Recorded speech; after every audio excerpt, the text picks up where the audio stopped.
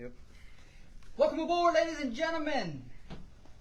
We are live from Gary Swallow's Taekwondo Martial Arts building here in Opelousas, Louisiana. Big night in store and a big panel to pick some state championship games, ladies and gentlemen. 16 will enter. 8 will come out and be crowned state champions. What a week it has been. What a lead up it is. Dome bound tomorrow for yourself and I. A few of us at the table are going this weekend also. So we should be in for some big time football games. You look at the 8 games and it's starting to shape up to be one of the better weekends of the state championships that we have witnessed in recent memory. So I can't wait to get down there. I can't wait to see who's crowned state champions.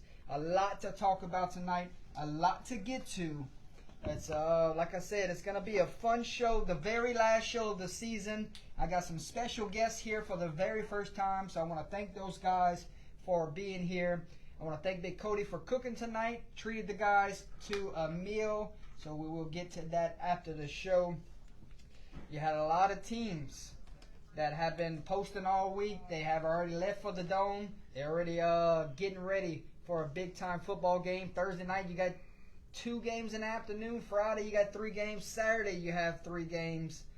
This is where it is all going to come down to what you've been working for all summer, all spring, all fall, all those early mornings, all those late nights, weight room, those extra classes. It all comes down to this weekend here. But seniors, football players for the very first time that will experience this weekend, enjoy the moment. Go in there. Take all the pictures that you want before the games start. Go in and enjoy, embrace it. And you'll have those memories that will last a lifetime. And then get ready to go and handle business. But like I said, enjoy the memories this weekend will display. And go out and handle business. Let's have great 8 state championships. I know the Dome's going to be packed. There's a lot of new faces there for the very first time and new faces there that ain't been there in a while. So it should be a lot of eager fans ready to enter the gates. Big show tonight. I'm going to stop talking at this time. I'm going to turn things over to the panel. And we're going to start at my far right.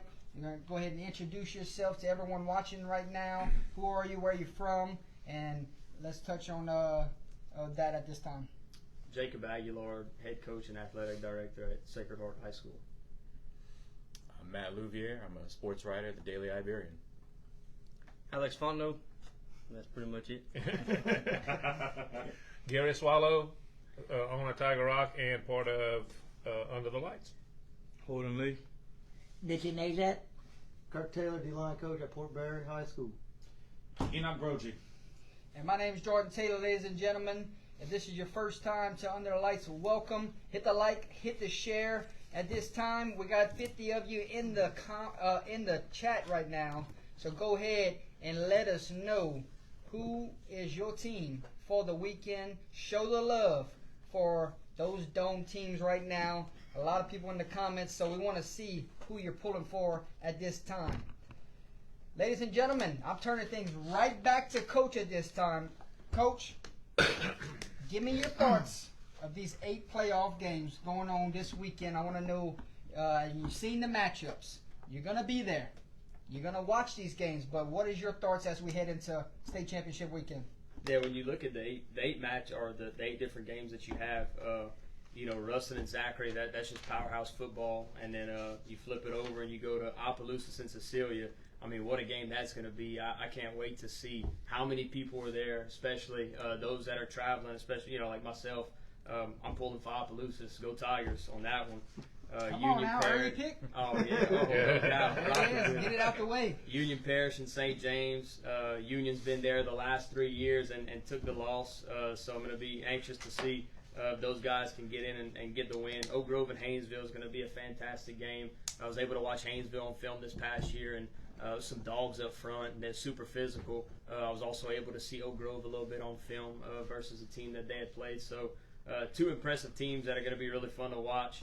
Then you have Acadiana and Catholic of Baton Rouge. I mean, that's just like historical. It feels like Acadiana. Those two teams are supposed to be in the dome, but they never really played each other until now. You have this select and non-select, and then you have STM and LCA. We know what that's going to be like. It's like Georgia and Alabama, It'll be like the SEC championship. And then St. Charles Calvary Baptist is going to be a fantastic game. Two powerhouse teams, and then Southern Lab and Riverside tomorrow to start it off is going to be a really good game. I got to see Southern Lab on film and super fast. I didn't see anything with Riverside, but I know they played a close game with Catholic, a Point Capee, who's in our district, who we played, and a very side Catholic had a chance, I think, to tie it at the end. Yes. So anxious to see how that game kind of unfolds with two similar teams with a lot of speed. Okay. Familiar with some of these teams, I'm sure. You've covered a couple of them this year. But as we go into this weekend, what really jumps out of the page to you, seeing these matchups? Yeah, looking at these matchups, the thing that really stands out to me is just the quality that we have in Louisiana in football, right? We've only got one matchup this weekend with the number ones playing the number 2. Yes. We've got some deep seeds. We've got Opelousas at number 12. We've got Zachary at number 6. We've got Acadiana at number 8. I mean, we have quality up and down the bracket. They've all earned their position here. They've all played great football all year. I think it's going to be anybody's guess where some of these games end. Yes, sir. Alex, big weekend. You're going to be there. Your wife's got her alma mater in the championship again. I know you're going to be rooting for some teams, but also getting ready to watch some new faces there. Yeah, it's just going to be fun to see, all the kids in the dome. It's actually going to be my first time seeing state championship games. Come on. Yeah, so Really? What an experience. Wow, you're gonna enjoy So it's it. gonna be like I'm experiencing it with some of the teams that are there for the first time as well. So it's just gonna be a fun experience. I'm ready to get down there. Gary, 10th year in a row. We're going to be there. We're going to enjoy another great weekend. Talk to me about this weekend. Well, I'm gonna tell you, it's one of those things that for a long time I've been putting this on my calendar. That's one of my getaway weekends, and you just do it and enjoy some good high school football.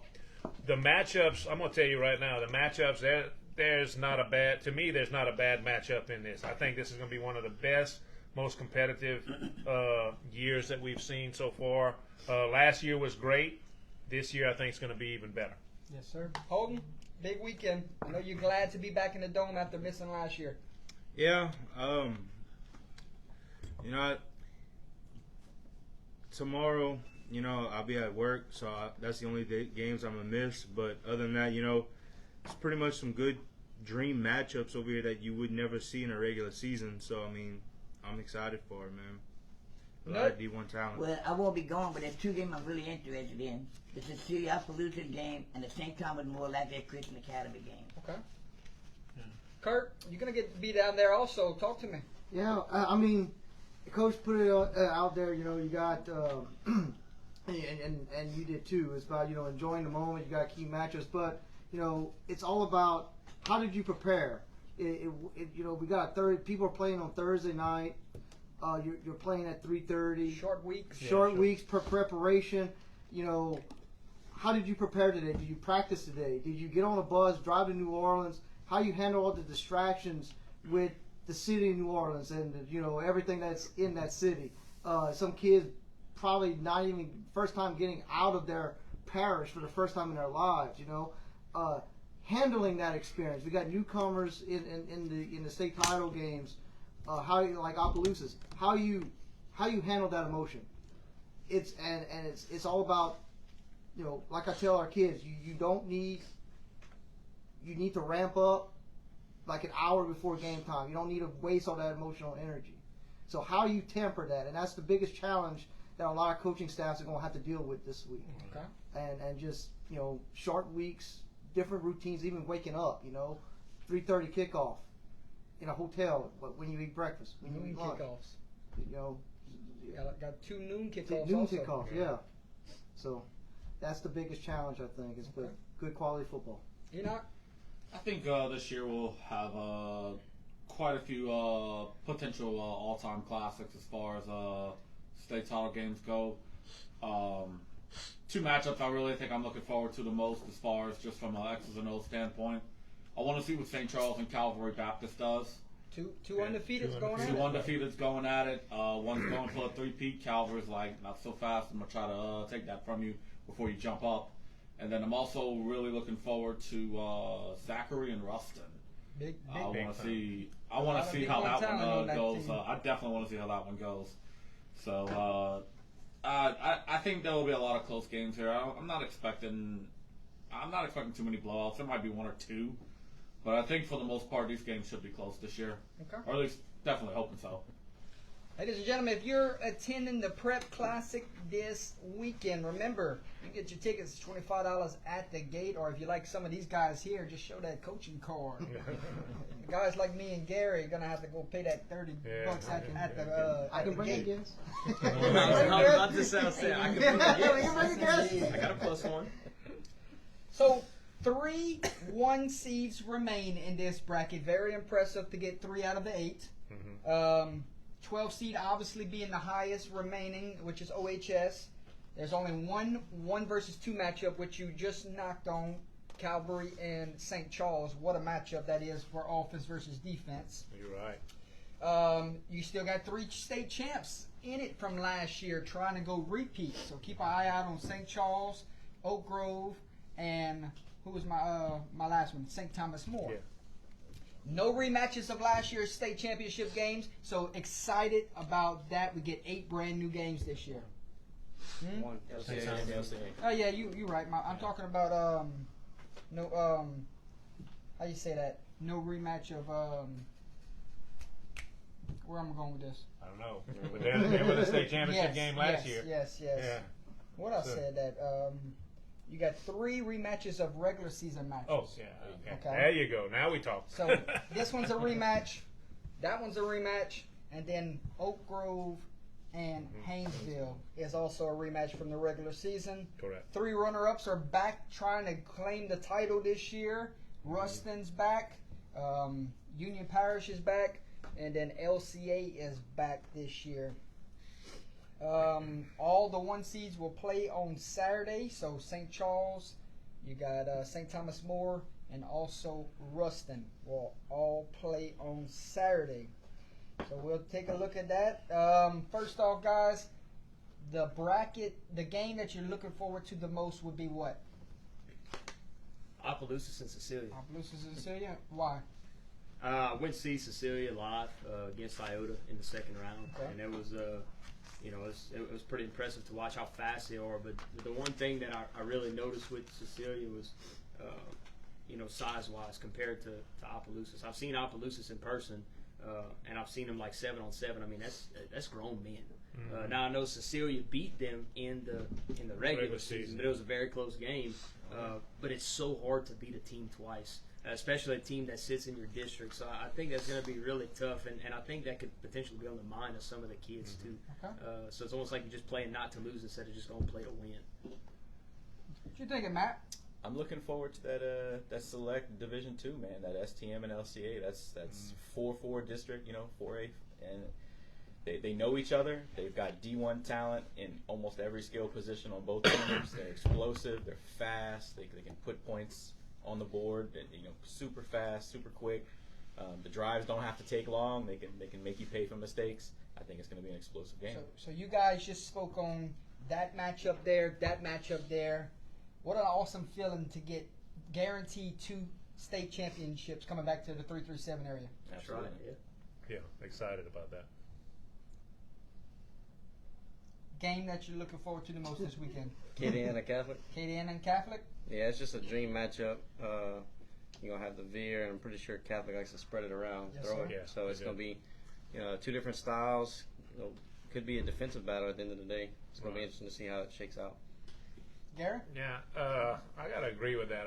You're gonna have, Acadiana and Cali. I mean, you're gonna have a ball control offense that's gonna want to take it and just boom, boom, boom, just control it and eat the clock, and then you're gonna have a team that's gonna just say, okay, you scored, I'm gonna go get another one, and in 2 plays they're gonna score. They're gonna spread it out. So I'm excited about that one. But I gotta say, this is the most intriguing one for me right now, as far as local. I mean, I love that team, right? Those 2 teams right there, but this is gonna be something right here. Holden? I'm not gonna pick the locals. I'm gonna go in a different route. I mean, I've seen a lot of teams, a lot So I'm gonna go with two teams I've never seen in person: Calvary and St. Charles.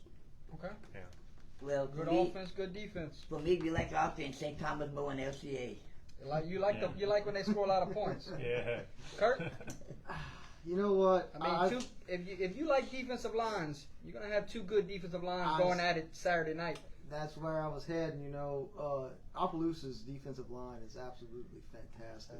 You know, Saturday night, Zachary and Rustin. Well, Opelousas does have one too. Yes, but, sir. but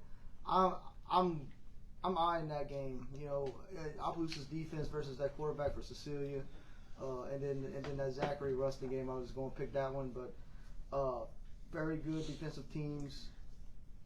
They're very fundamental. I'm looking to. That's going to be a knockout, drag out fight. I think the first one to 30 probably wins that game. Okay. For sure. The one I think I'm probably the most excited for is probably Zachary and Rustin. I know Rustin had a shot for the first time in 30 years or so last year. They weren't able to get past Destrehan. Yeah.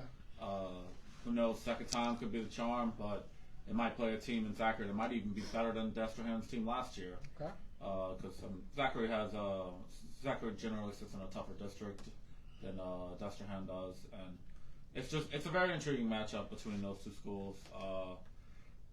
To me, I think I'm most excited about that one because I think that's probably the one game where anything can happen. Yeah. You know, you could see a shootout. You could possibly see a 7-3 game. You could see big plays going up and down the field. You could see a bunch of turnovers. You don't know. But you're you know. guaranteed to see a bunch of Division I talent on Saturday night on Oh, both sides yeah. of the ball. Oh yeah. Fellas, thoughts on some of these teams competing for a state title for the first time in quite a while. First off, St. James, 2019, Riverside 2016, Haynesville 2016 also, Cecilia 1995, and Opelousas 1956. The year I was born. Your thoughts? The year you They played in leather helmets back in the day, huh? Fold it up, put them in your No pocket. face masks. 5 teams playing for a state title. Some of them ain't played for one in a long time. What is your initial thoughts hearing those years? Anybody could jump out at it Me and you were at St. James last one, Jordan. when they played Jennings. Yeah. I was at that one too. I was with is it ATN? ATN. That's when he was a junior Saint- maybe or That was the baby brother. That was Yeah, Trevor, yeah. Trevor Etienne. Yeah. St. James had those two. One of them on LSU had both defensive ends was 6'7", the other one was 6'6". Yeah, they were some monsters. Yeah. There was actually a kid that when I was at Crowley, he had transferred to Jennings that year. He was a receiver. He was a heck of a basketball player, but he didn't play football when he was at Crowley. He transfers to Jennings and plays football, and they go to state title game. First year he's there, but he was like Jacorian Palfrey, I think was his name. But him and Achan were the two of the better players on that Jennings team. So it was cool to watch those guys experience that. Right. And I think St. James ended up kind of blowing them out. It was like 45-14 maybe. Yeah, it was bad. Matt, what is it about teams that have not been there in a while, how special it is for the communities? 1995, 1956.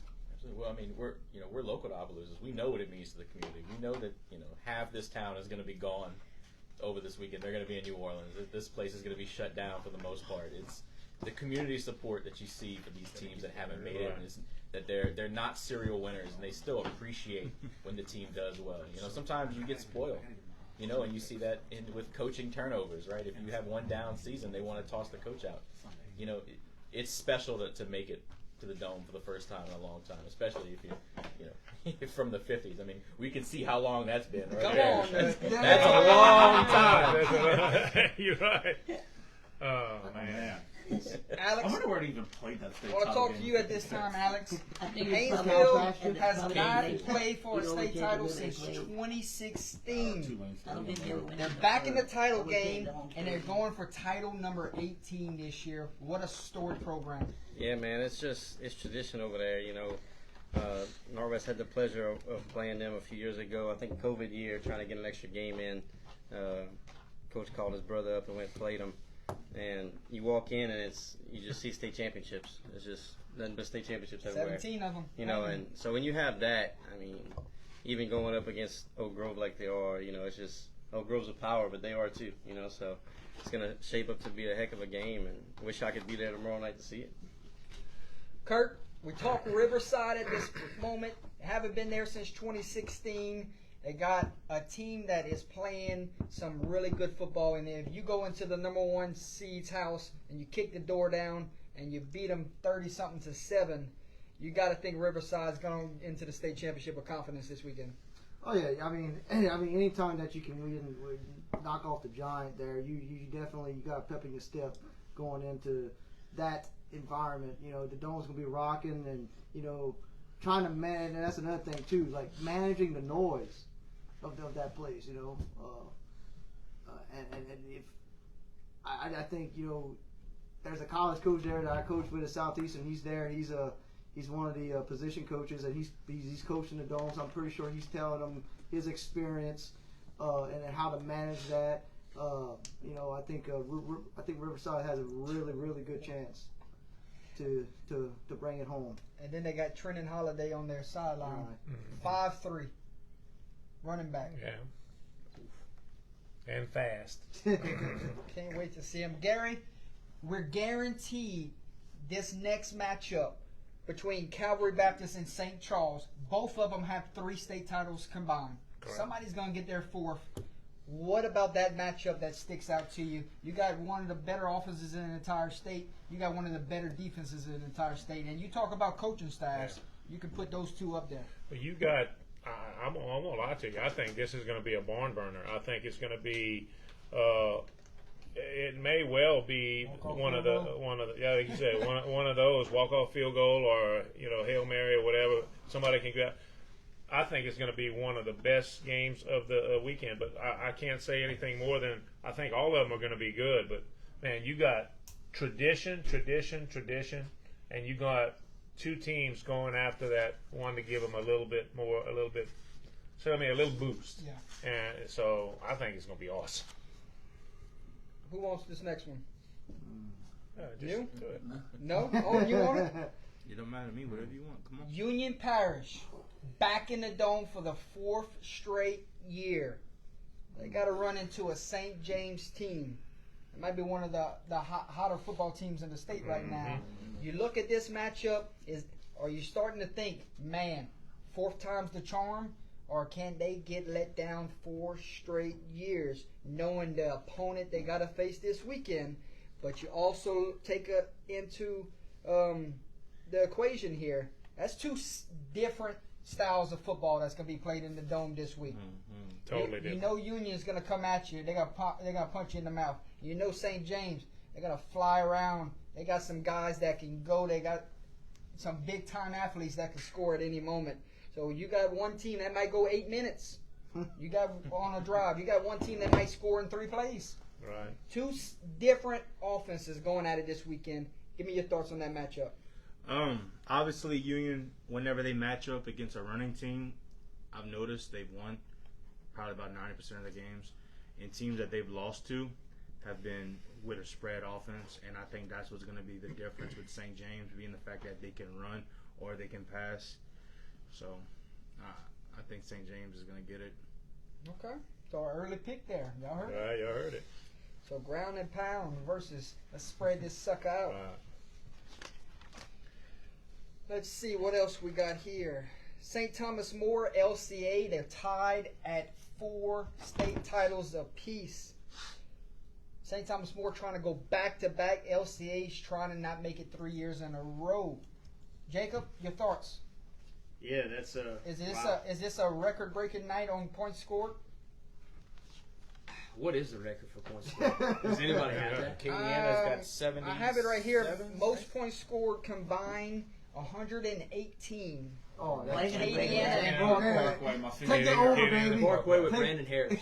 Yes. Brandon Harris was the quarterback that year. Right. So can we see a night where we get more than 118 points between both of those teams? I mean, That's a tough ass. I'm gonna say no. But I mean, you want to say But this if is it happened- this is LCA Can we- and St. Thomas I mean, More. I now. Somebody, What was the score of that game earlier in the year?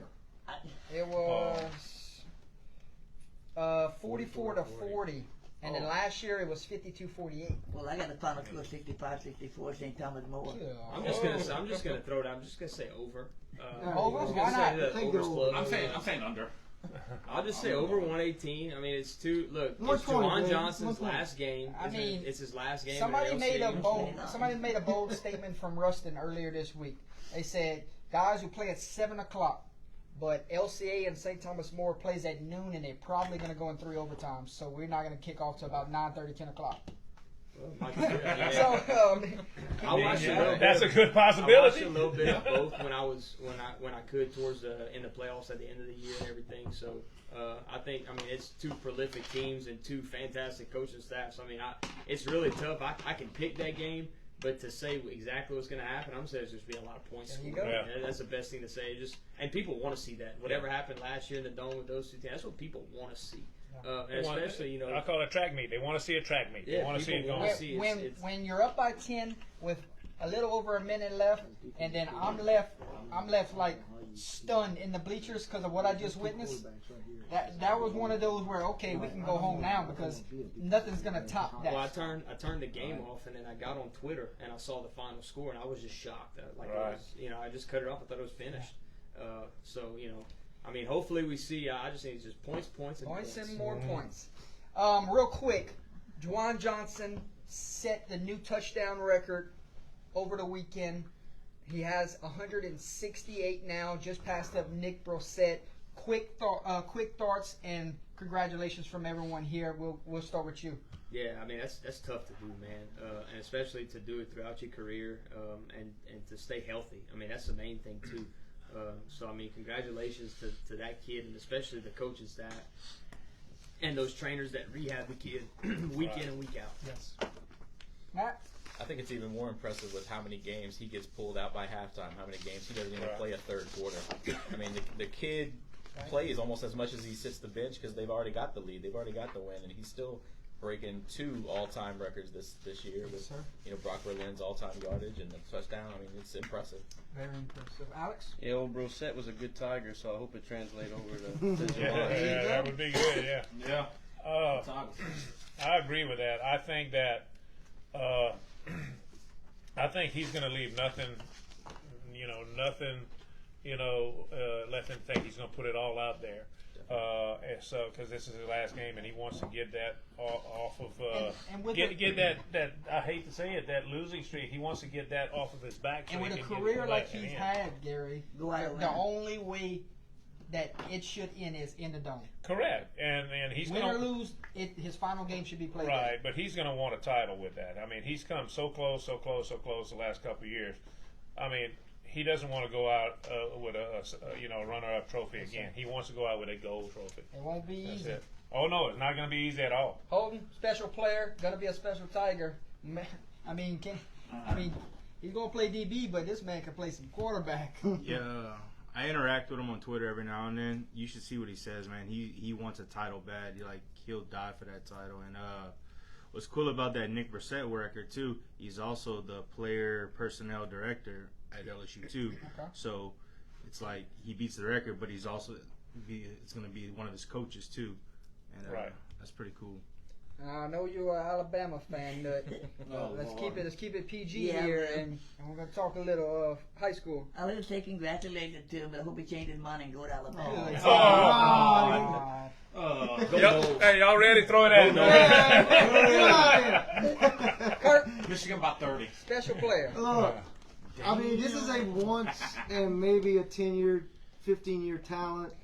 What I've seen on film, the guy is just a freak, playing a man among children.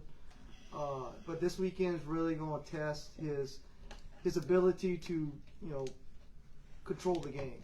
Like, can he run with his feet? Can he move with his arm? Throw with his arm? Get those yardage? Not be smart with the football? He can. And that's He that's just, what you need. He just gotta go play defense while he's at it Yeah, that's this it. weekend, because there's gonna be some points. You're right.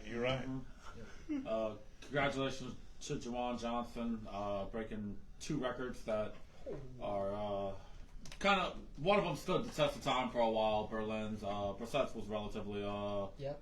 recently.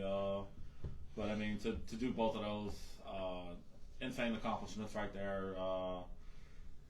I mean, the fact that he is playing DB at LSU and not quarterback or wide receiver or something like that on offense, considering that he has the touchdowns and yards records. It's I don't know if that's necessarily, I don't know if that's going to necessarily be the best thing. Maybe it will be. I don't know, but it will feel a little weird watching him maybe next year or 2 years from now and he's not playing offense. Right. So, He's gonna be very but I happy. mean, hey, as long as it gets him to the pros and I don't care what position he plays, you know. I mean, They're he not likes the to Lions. Yeah. They're not the Lions. Yeah, they're Hey, not he can lying. play for the Lions. I'll take Yeah. him. Thank Well, you. I'll take him. Give him 3 years. He'll play for the Lions. I'm all right with that. He's going to be happy giving out the punishment, you know, playing in on defense. 'Cause, I mean, he loves defense, but he's just a natural. He's a freak of talent. You know, he's Natural just athlete, man. a natural athlete. I can't say nothing but good things about him. He's a good guy. Fellas, the last time we saw an overtime football game at the Dome, correct me if I'm wrong, Braden, 2013 Union Parish, Livonia double overtime Oh, that's- thriller. You didn't want that one, huh? Yeah, you. Correct me if I'm wrong in the chat, Braden. 2013 last overtime state championship game. The question is on the table. Will we see one or more this weekend at the Dome? Overtime, yes or no? I'm gonna say yes. I hope so. That would be fun. Yes? And Yeah. which game you thinking? I'm gonna go Opelousas and Cecilia. Come on now. You think it's going to be that close?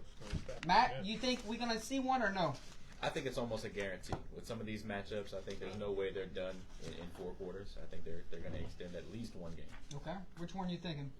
Could be Ruston Zachary, could be Opelousas City, like you said, could be LCA STM. Who knows? We're definitely going to have one. Well, I would like three. A three Yeah. that you just named. That would be fun. That would be really for the fan in this. Alex, Yeah, give me Haynesville Oak Grove in the overtime. how about a Thursday night? Yeah. That's a good pick. That was That my is. pick. How about a That's my pick. Thursday night classic to start the day one? That would be man. That would be really good. But I'm like him. I think that's gonna got a possibility. OHS and Cecilia, they're gonna be really tight. I think it's gonna be a close game. I think LCA and St. Thomas More. I don't think it'll be close. I think it's as far as low scoring. I think it's gonna be which one's gonna score the most, and you know Who has the ball last? who has the ball last, and it's whether it's a field goal or whatever. We So might you go get into one one or stop two, on maybe three. You can't Then even you do get it. one stop on Can you defense. Can you recover an onside kick? That's the key. That would happen last year. Yeah. Holden, What game I can pick for overtime? or do you not think there's going to be any overtime games? That's gonna be tough. I think the best chance, just because how their offense is ran, is Acadiana. Acadiana and Catholic. Yeah, I know it's different, but I'm just talking about Acadiana controlling the clock. Okay, keeping it low scoring then. Mm-hmm. I say 3. Three of them. Big dog walking. St. Thomas 50 More. something years later. I say St. Thomas More and LCA, Cecilia and Opelousas, and Riverside and Southern Lab. Okay. Really? Yeah. Kurt, any of them? Yes, I do. I got two of them actually. Okay. Haynesville, and Oak Grove, and And I don't think both of these teams kick extra points. So They go for 2. They both go for two. and I got Acadiana and Catholic. okay. Enoch, I don't think we're gonna see an overtime game, but I think the I mean, it's been 10 years. yeah. I don't think we'll see an overtime game, but I do have a couple of one possession games in there. I think if we're gonna Haynesville does kick. if I'm gonna pick one that'll most likely go to overtime, I think it'll be Ruston Zachary, Okay. or possibly could end up being St. Charles and Calvary Baptist, Charles Calvary Baptist. Yeah, I would think. or Riverside versus I would Southern think. Line. I would think There's that somewhat St. a Charles possibility, game but I don't think would any of have it to be happens. low scoring to get in overtime. Mm-hmm. So we look at this next thing here. The longest trip to the Dome this year. Haynesville got to go 364 miles. Shortest drive this year, St. Charles. Back like they never left. Only got to go 29 miles. Can the drive come into play this week and be a factor? I know Oak Grove left today. I know Opelousas left today. I think Haynesville left today. So there's teams already there.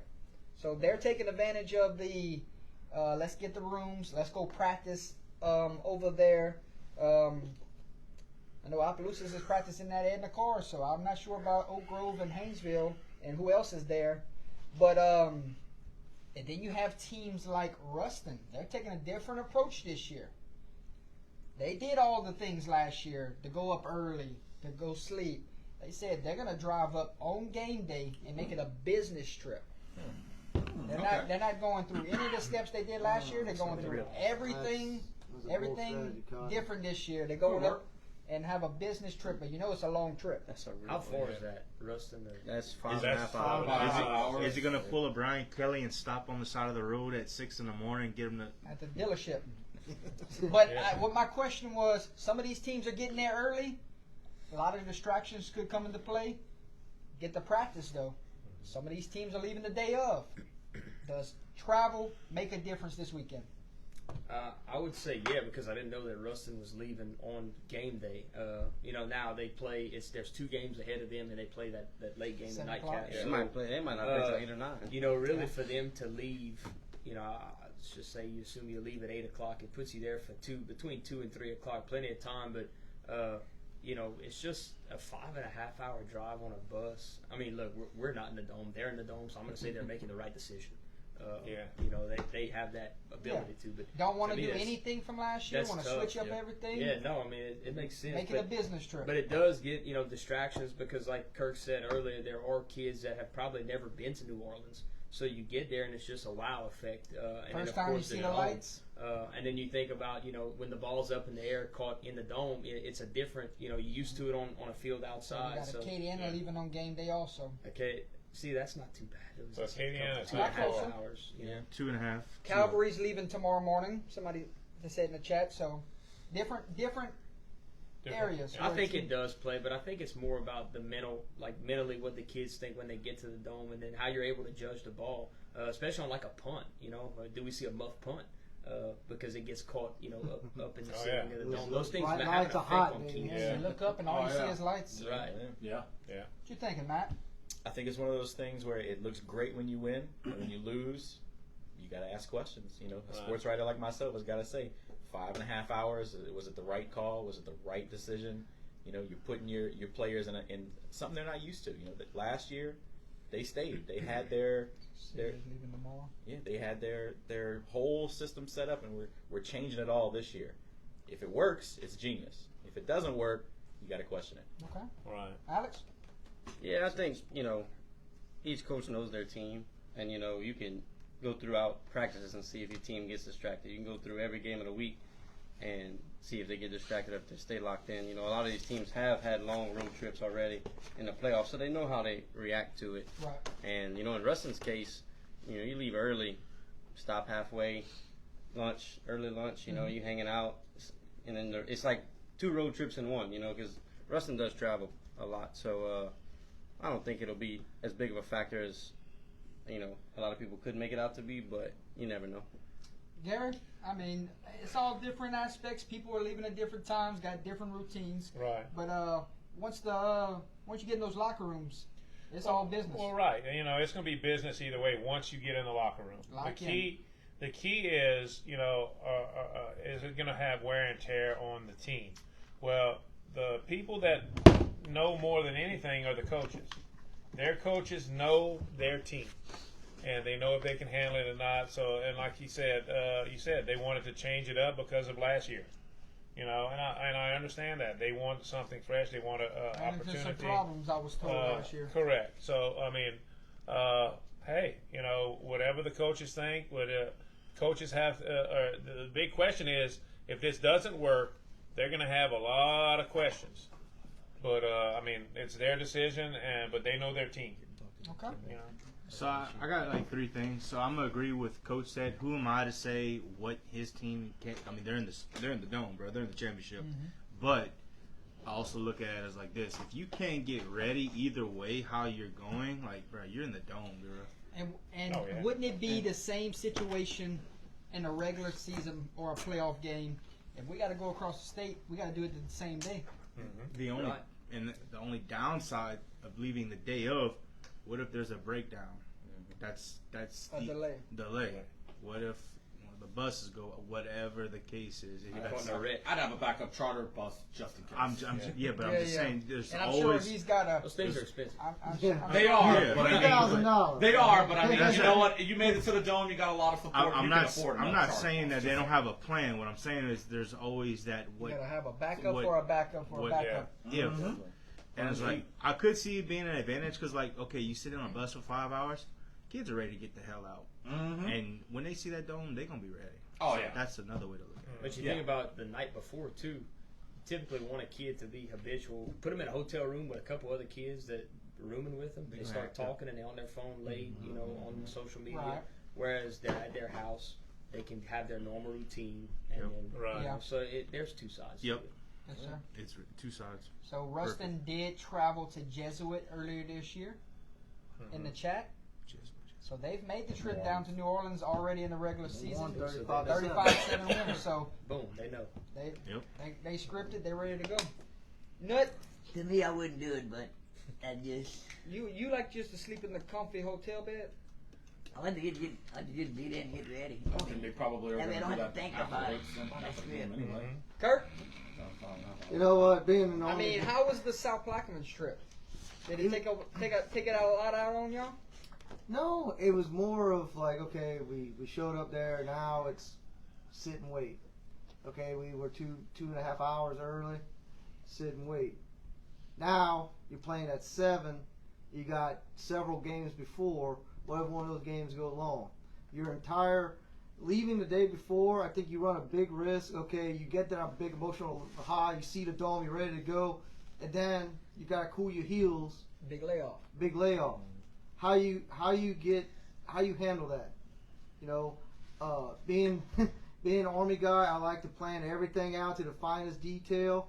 You know, when we're going to say, if you're going to do that, you got to be, and I'm sure the coach is, you know, Yeah. he's done this before, but, you know, you did this for one game, no other games before you. How you handle your kids, how you handle that emotional energy. Okay, if the games are long, do I have a plan B to at least get my kids off the bus to go practice?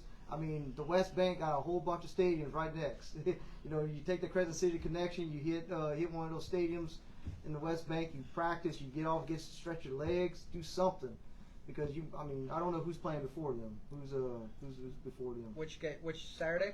Yeah, It will be for- St. Charles and Calvary Baptist. Okay, don't know if that game goes into overtime, like we were saying. So it's all about taking care of those mitigations and how to mitigate those unseen. Here's the thing. Whether you decide to leave a day or 2 days ahead, or if you decide to do the business trip and do it the same day, if you don't pull up to the dome and if you pull up to the dome and that doesn't get you excited and ready to play a state championship game in football, nothing will. I don't think that, long travel will necessarily be a detriment for a lot of these teams. I mean, plenty of teams from North Louisiana have won state titles making that long trip to the dome. Mm-hmm. There's the one year where they had to go up to Natchitoches. There were some southern teams that took state titles that time. We were there. No, we're there for that, exactly. So it's like, I don't think necessarily the travel is that big of an issue. I think if you're going to play in the dome, you see it, you're going to be motivated regardless, no matter what goes on through any long or short road trip. Okay. What a special moment it will be for 6 teams this weekend that have father-son combinations on the team. OHS, St. Thomas More, St. Charles, Southern Lab, Cecilia, and Catholic of Baton Rouge. One coach on each team has a son playing on the team. So what a special moment that will be for them to enjoy a state championship weekend. I know if you were in this situation, I know it'd be special as a coach. What can you speak on what those guys must be feeling? I think first and foremost, if it was my kid, you always want what's best for your kids, and I think just they're probably thinking that they coach, they've been through a lot, they're just happy for their kids. But to be able to share that moment with your kid is something that probably can't be explained. Obviously, there's only 6 of them, but it's I couldn't imagine how special that moment is going to be, and I will say take all the pictures. Yeah. All the pictures. Hey, take all the pictures and put it in a book and save it. Put it wherever you want it because you just don't get those moments. So Right. that's awesome. Kurt? I mean, that would be awesome. I mean, Cecilia is obviously not going to play no football, but I would love her to be cheering, be a cheerleader for one of the teams I'm coaching with, and to be able to share that experience. That would be a cool moment. Yeah. But I can only feel the emotion. Like that, not only you have that emotion of the game, but you have that side emotion. Like, okay, that's my son out there. Let's go win that state title. And that's one of the memories, one of the top memories, like you're spending with your father. Like going out in the woods, having your first hunt. You shoot that bone with your dad in that stand. And, I mean, that's one of those big top memories. And these kids are gonna get. Yes, It's sir. gonna be super special for some of them. Gary, another special moment in the state, and this is for Matthew, this is for Alex. We were at the Gina and Union Parish game last week, and what we failed to realize until after the game started, Union had a special guest in the house. Yeah. For the game. Union invited Carroll's band to go and play for them at the semifinal. Yep. And you were there also, so you've seen it. What's the backstory on that? And now sponsors have allowed Carroll's band to attend the Dome this week Right. and play for Union Parish at the state championship. What a moment Right. for that Carroll community, that band, and Union Parish is going to have a little bit more love on the weekend. What you three guys think about? I've never seen it before. Have y'all? No, No, not another school's band. I've never seen that before. Never. I thought honestly when they came up, I thought it was their band, but then all of a sudden we found out it wasn't. It was like going, okay, Yeah, what's going on here? Yeah. But what a special moment for those kids. They were told earlier in the week that they will be heading to the Superdome, and you should see the joy. A lot of joy and excitement for that band. So I mean that has to be special. Never seen it before in my life. Have y'all, or what are y'all thoughts on it? No, I mean you normally see the community come together, but to have an entirely different school provide a band for a team like that's just a huge thing. It just shows how important football is to these small towns, these small communities. That they're able to put aside any problems they might have and really come out and support each other. And I mean, it got the win last week, right? So you keep it rolling. Keep it rolling, man. I mean, you don't leave Don't the band change home it. this week, right? You don't change nothing. it. So Yeah. from a sports writer perspective, Yeah. you brought the band. Absolutely. So you have If to you bring leave it- them home, bring it again. I gotta ask: if you lose, where's the band? Where was Yeah. the band coach? I mean, that would be kind of cool. Like if y'all made it to the Dome and Bill Platt came and played for y'all. I mean, that would be kind of like it would be a special moment. Those things would be. We have a drum line. Oh, We have a drum Yeah, line. no Give more a shout out to the drum line. No, I sorry, no. They offense, get no, I after. didn't know. No, man, you just think we didn't have a band.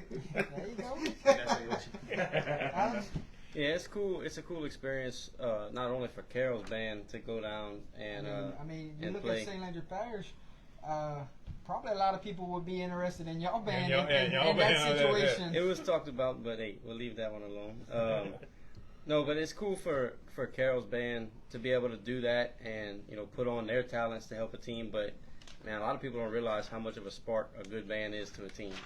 Especially they it's a little different for Union because they haven't heard that band play all year. But you have a band that plays songs. As soon as they start playing a song, you know what it is. It brings you to a different level, and you don't have that noise playing in the background. And sometimes it feels flat. The game feels flat. So it would be cool for the whole experience.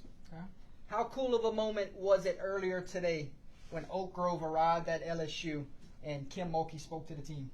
I didn't know. Wow. I didn't see that. I didn't know that. That's I pretty worked cool. on it. I didn't see anything. Do they have a video? They have Yeah, I'm they not po- gonna- they posted afterwards. pictures. Just a picture? They posted pictures. I didn't hear I tell what you was what. said, but you could see her acknowledging the team. How cool of a moment! A national championship coach goes Thing talk to about a it, state that's- championship. That's a Hall of Famer.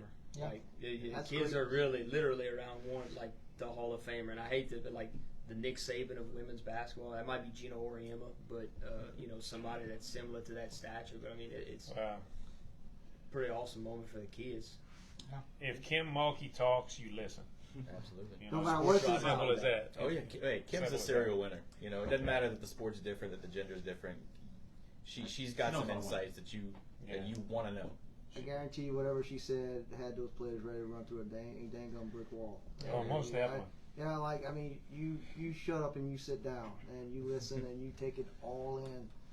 And I mean, that's like if Brian Kelly or Nick Saban came walking through those doors. To I mean, eat that chicken in the gravy. yeah. Yeah. And all I would do is just take this little mic right here and just give it to them because I'm gonna shut up and listen and Yep. take notes. I'm telling my age again, but I saw Kim Mulkey played at Louisiana Tech. Come on. Oh, I did too. So look at that. Come on. I was in love with her when I was in high school, man. They were still hanging peach baskets. Sure. Those little Hey, pigtails. hey, did that boulders to bounce the balls on? Or what? Oh, her pigtails. Yeah, Oh, braids. my Oh yeah. So if you cannot make it to the Dome We just this lost it. weekend, ladies and gentlemen. The show's over. Okay, here we go. She spoke for 15 minutes, talked about handling adversity and how you handle it if things start off bad, not to panic. There you go. Very Yeah, good. that's it. awesome. Yeah. And that covers every sport that they have. I You wish she'd know. have come speak to Under the Lights. Yeah, you're right. Yeah, no kidding. I would have enjoyed Should that. tell you how to improve your wardrobe too. Yes, Yeah. sir. Yes, sir. So if you cannot make it to the Dome this weekend, you got two options to watch this weekend's games. You can watch it on NFHS for a monthly subscription that you can cancel after the weekend, or also YourView providing a option this year. That's Cox Communications television, if I'm not Oh, I got not YourView. mistaken. Yeah. So YourView will also give people the opportunity to watch the games this weekend, but there's nothing better than being in the Dome and Oh witness no, it. you're right. Because whenever I was sick 2 years ago, Mhm. and Westgate had that 4th and goal stop at the 1 yard line, I went to the Dome the next day. That's how unsick I was because I missed that play. So there's nothing like being at the Dome and seeing some of these incredible moments happen. I was on the sideline for that one. Come on. It was unreal, man. It was unreal. Now we go to that point. You been to the Dome? I've been playing, coaching. No, Okay.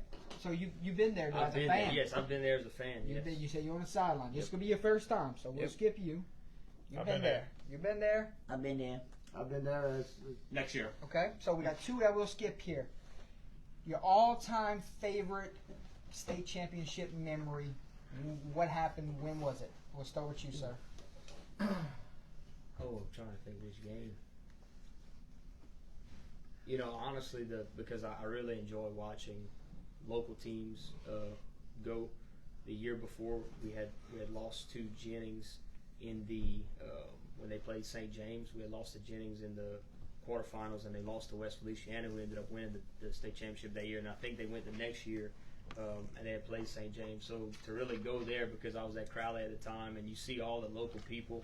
Even though the game was a blowout, I like to see the reactions from the fans and to see the community come together and to see. I mean, Jennings was like end zone to end zone full. To me, those are special moments. You know, I've seen Notre Dame play Catholic and New Iberia in the Dome, some really good games during that time. But that one specific one, just fans in general. Okay. Great atmospheres. Yeah, my favorite memory. I'm going to show my bias here, but it's going to be Westgate. It's going to be that goal line First and stand. goal. Well, you first and goal from the one, and you win a state championship 4 downs Oh, yeah. later. Yeah, if you look at that whole final drive, right? That last play, they pull a lot of those defenders out, and they've got you got Danny Lewis, who was playing their tight end. He's now at Alabama.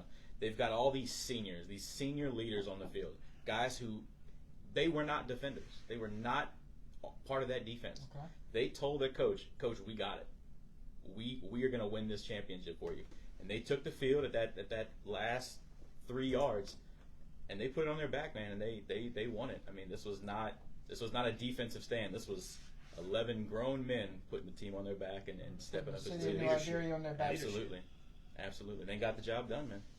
Gary, a lot of special moments throughout the years. What sticks out? Well, I'm I'm gonna show my bias too. Is that my most memorable moment was Port Barry winning the state championship in '02. Yeah. Rematch from '99 against Iota and just dominating. But the reason it stands out to me is because of the people that I knew coaching and the kids that I knew on the team, and just saw what it did to them, as people. And like I said, when you get close but don't win it kind of leaves something missing, and then having them basically kick the door down because they dominated. But I mean, they basically, so that's got to be my most fondest memory as just seeing your alma mater go out there and do it. So that was the best thing for me. Holden? There's two of them for me. It's the when Lutcher beat a Meats. That's when they had Kirkland at quarterback, and the Meat had Devontae Smith, and I think it was like 40-38. If I'm not, it was a close game. That was like in 2017, 16, and then the next game, the next year, 2 years ago, was when Edna Carr beat Warren Easton 28-20. That was a damn good game, bro. Well, the only one I went to was '99 when Port Barry lost to Iota. I thought we could have had that game though. Kurt? Early 2000s, mid 2000s, Catholic High, West Monroe. My cousin actually played defensive tackle for Catholic High, Baton Rouge. So we got to go sit in the suites. We had some connections, and about four rows down was Nick Saban and Jimbo Fisher and all of them sitting in the suites right across from us. I was too scared to go talk to them. But 2013, last time I actually went go see a championship game in the Dome. I was in college, and I went and watch Livonia play, and I'm from New Roads and in that community area, and just awesome to see one of our own in Ponkapee Parish make it there, and see everybody from that community show out. That was pretty special. Okay. See what else I have for y'all. So this is the 43rd edition of the Prep Classic. There's been some outstanding finishes throughout the years. There's been a lot of crazy moments and a lot of thrillers. So let's talk a little bit about each team before we go into these picks, okay? We're going to give our thoughts on each team. We're going to start off with St. Charles. Which one was yours, dude? I was going to go with Union Parish and Livonia double overtime. It wasn't what we wanted to see that night, but it was a great game because they played for 33 that night. And I have not seen the story about Union Parish. Yeah. And the score ended 33-27 or something like that. But I'll show you the video afterwards. A great story. So we're going to start off with St. Charles. Just give us your initial thoughts on each team. What do you think about them? And we'll go from there. So 5th straight trip to the finals for St. Charles. They're looking for a three-peat, a walk-off field goal in overtime. We'll start with you, Jacob. What stands out about St. Charles? The fact that they've been there. Honestly. Experience? Experience. So those guys, especially those seniors that, were there as underclassmen, to be able to go back for them, it's like it's just another Friday night. So the experience, I think experience matters. 5th straight trip. Experience matters. Experience What you think, Matt? The defense just stands out to me. Only two teams have scored 20 or more points all year. And 8 games this year decided by 15 points or less. Yep. Yeah, I mean it's a team where you wonder how they're going to match up, right? Because you're not sure if they've seen a team that can score as many points as Calvary has, but the defense I think is going to hold out.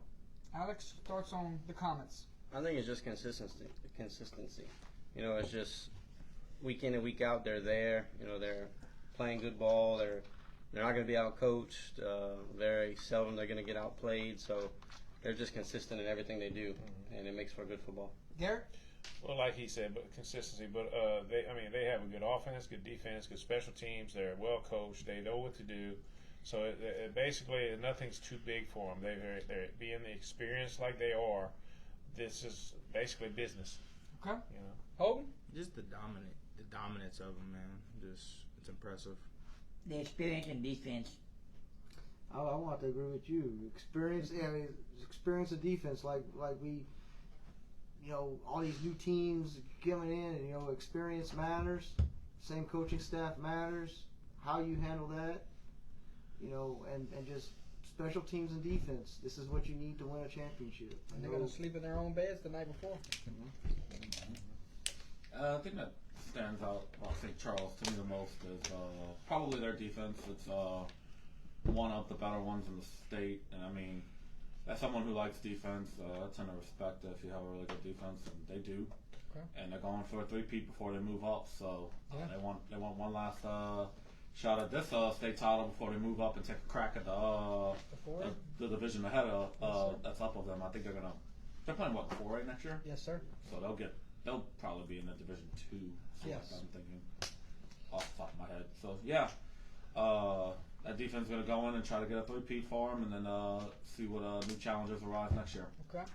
Coach, Southern Lab headed back to the Dome for the first time since 2021. A fourth quarter comeback for the Aegis over the defending state champs. It was a pick 6 for the win, 19 unanswered.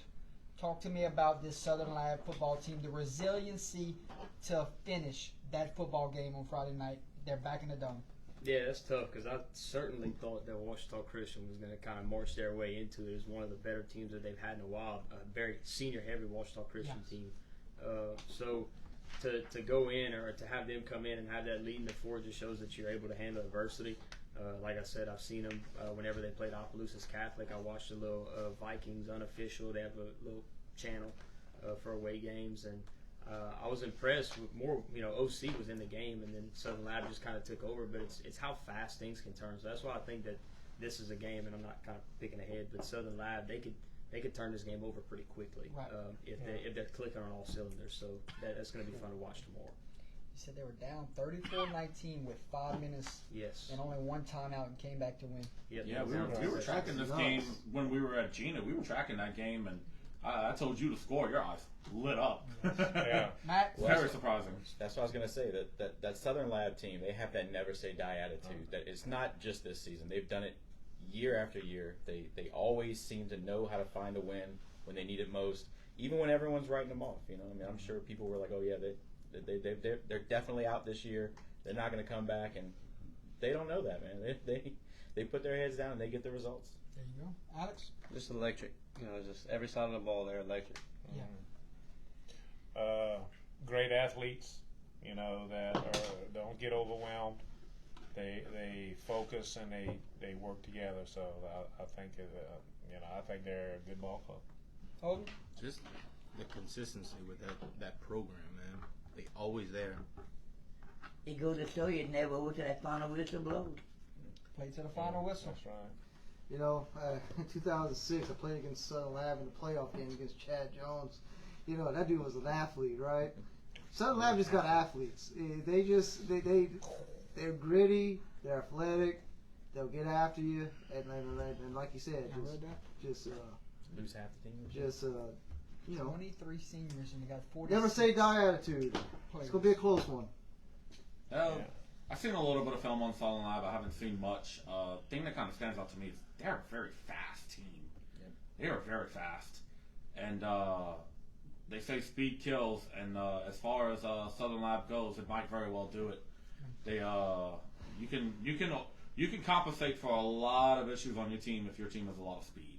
Okay. So Acadiana Wrecking Rams headed back to play for a state title for the first time since 2020. That was God, it's been that long. That was the knack of this year Yep. when they knocked off Alexandria. Or what a game it was that night. man, I thought I actually Upset Edna Core on the road. Fear to Veer back in the Dome. Let's talk about Acadiana. Your thoughts? I mean, they were not supposed to be here, but here they are. They got hot at the right time. Yeah, I mean, you look at, defeat the number one seed. Anytime you can go on the road and defeat the number one seed. Now, I know it was at Southeastern because of whatever issues they had with Holy Cross, but anytime that you can walk through the one seed, I know the Karen Crew game I'm seeing was pretty tight, but that's a rival. Yeah. And then you go and you defeat Edna Core, who's another powerhouse. So now you have Catholic of Baton Rouge. So I mean, this is one where it's going to be interesting because the coach at Catholic of Baton Rouge, Hudson Fuller, he was the offensive coordinator at Catholic a few years ago, and then he took the West Feliciana job, and now he's back at Catholic as a head coach. So I think it's his first time as a head coach in the Superdome. Okay. So it's going to be interesting to see how Catholic is prepared, and what Acadiana can do come in. But man, the Veer, like, it's such a simple but such a complex offense, and that is, if you can't stop it, it's the most disheartening thing as a coach. So that'll be interesting to see. Matt? I mean, I agree. I'm lucky that I get to watch Acadiana probably at least once a year. One of our local teams is in the district with them. Yeah. And a Veer offense run well and drilled appropriately is almost unstoppable. It's hard to stop a Veer when the kids know what they need to do. The coaches have them ready to go. I don't know. It's a special thing to watch Acadiana play. Alex? Yeah, you look over the years and, you see Acadiana play their regular season, and then playoff comes and boom, they're gone. They're kicking in gear. But this might be one of the, looking back on it, the murder's row of teams that they've had to play compared to other years. It's just the path that they've taken, and seeding might be, a little different than the previous years, but you look at the teams themselves by name and historically, this was a heck of a run. Yeah. And to see them, especially if they pull it off against Catholic, that's going to be one of the most impressive routes to a state championship that they've probably ever had. Okay, good. Garrett? Fear the Veer. I mean, Acadiana's been one of my favorite teams for many years. I mean, I just love the Veer, and they run it so precise. I mean, every player on that team knows what to do. They know how to do it. They know it's drilled into them so regularly. Do it over and over. That's and like you said, a Veer offense is hard to stop if it's run right. And I think that they've just been doing it for so long to where it's second nature to them. And I think it's going to be an awesome game, and they got a good shot. Holden?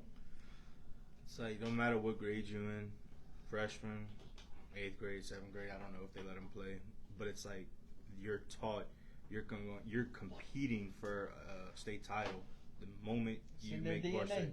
Oh, yeah. Like Acadiana, when they become playoff time, and like a light green, shit. It's just always fun watching one of these old time offenses, 3 yards, cloud of dust. Make it to the dome, the big show, because it's really gonna be a contrast of styles. The split back Veer is just one of these relics like you watch Army Navy. Just that will be this weekend too. Fantastic. Watching that one. Yeah, go to Army, beat Navy, and just cool. The coach there can put a master class on the Veer. He's the go-to guy. So, this gauntlet they had to go to. Beating Karen Crow by a touchdown kind of set that trajectory all the way up to be 10-5 and make it to the state title. That is absolutely phenomenal. I think they set a record for one of the most lost teams to make it to the state championship. I read that. I think They on Go. forfeited a bunch of those games, though. They had only had one true loss to FTM, and then they avenged it in the semifinals. That was 2010. That was my freshman year. So it's just it's going to be awesome to see contrast of styles, and it's going to be a good game. I'm really looking forward to that game. I'll be honest. I didn't think Acadiana was going to get this far. I didn't think they were going to beat Karen Crow again. I thought Karen Crow was the better team, and I thought Acadiana got a lucky break to beat them in the regular season. But when they played in the playoffs, Acadiana was to flip the switch. I could talk about the Veer. I'm not the biggest fan of it. I tend to like to see teams air it out. But why would you change something if it's not broken? If the split back Veer works for Acadiana or other teams that run it, don't change it. But I figured when they had I figured if they were going to beat Karen Crow, I figured they might have had a shot against. I think I had them beating. Who was the team they played in the third round? Lacrosse. I was leaning towards Acadiana in that one closer to the game time. I don't think I picked them on the show. I don't remember. But as the game got closer, I was starting to lean towards Acadiana. And then, when you beat that in the car, it's like, okay. Yeah, University You know, of you have to tip your hat to them. I mean, they had a really good season. I know they had a couple of bumps in the road during the regular season and whatnot, and then you know, just really flipping on the switch, beating Karen Pro the second time. That's what I think really got it in gear for him. Coach, St. James, first trip back since they won the title in 2019. They had a road trip to Sterlington. It's a redemption year for these guys. They thought they should have been in the title game last year, and they come back and they get back this year. Talk to me about St. James. Yeah, St. James, I mean, just athletes. Every time that you hear about St. James or, whenever I was coaching at the 3A level, and you kind of keep a close eye on them, as you know how athletic and how fast they are, how good they are, and how physical they are up front. So I think that's an interesting matchup. I was actually surprised that they beat Sterlington because Sterlington, again, is one of beat them those, there. one of those teams that, especially at home, surprised they won by I mean, 11. they're so impressive. And we had to prepare for them a few years ago, and they had won the state title that year. But it's a very tough team to beat over there. And then the road trip from St. James to Sterlington on top of that, and to go in and win by 2 touchdowns was impressive to me. So I'm actually intrigued by that game between them and Union Parish. But I finally think it's their time this year. Matt? I was lucky enough to see St. James at their home field the playoffs last year. They played Loreville. They hosted them, and they are another well-drilled ball club. Man, they don't make many mistakes. They capitalize on your mistakes really well. I mean, they blanked Manny 40-0. I mean, the win against Sterlington was a huge win. I think they've got the right momentum behind them, and they're gonna make the most of it. Alex?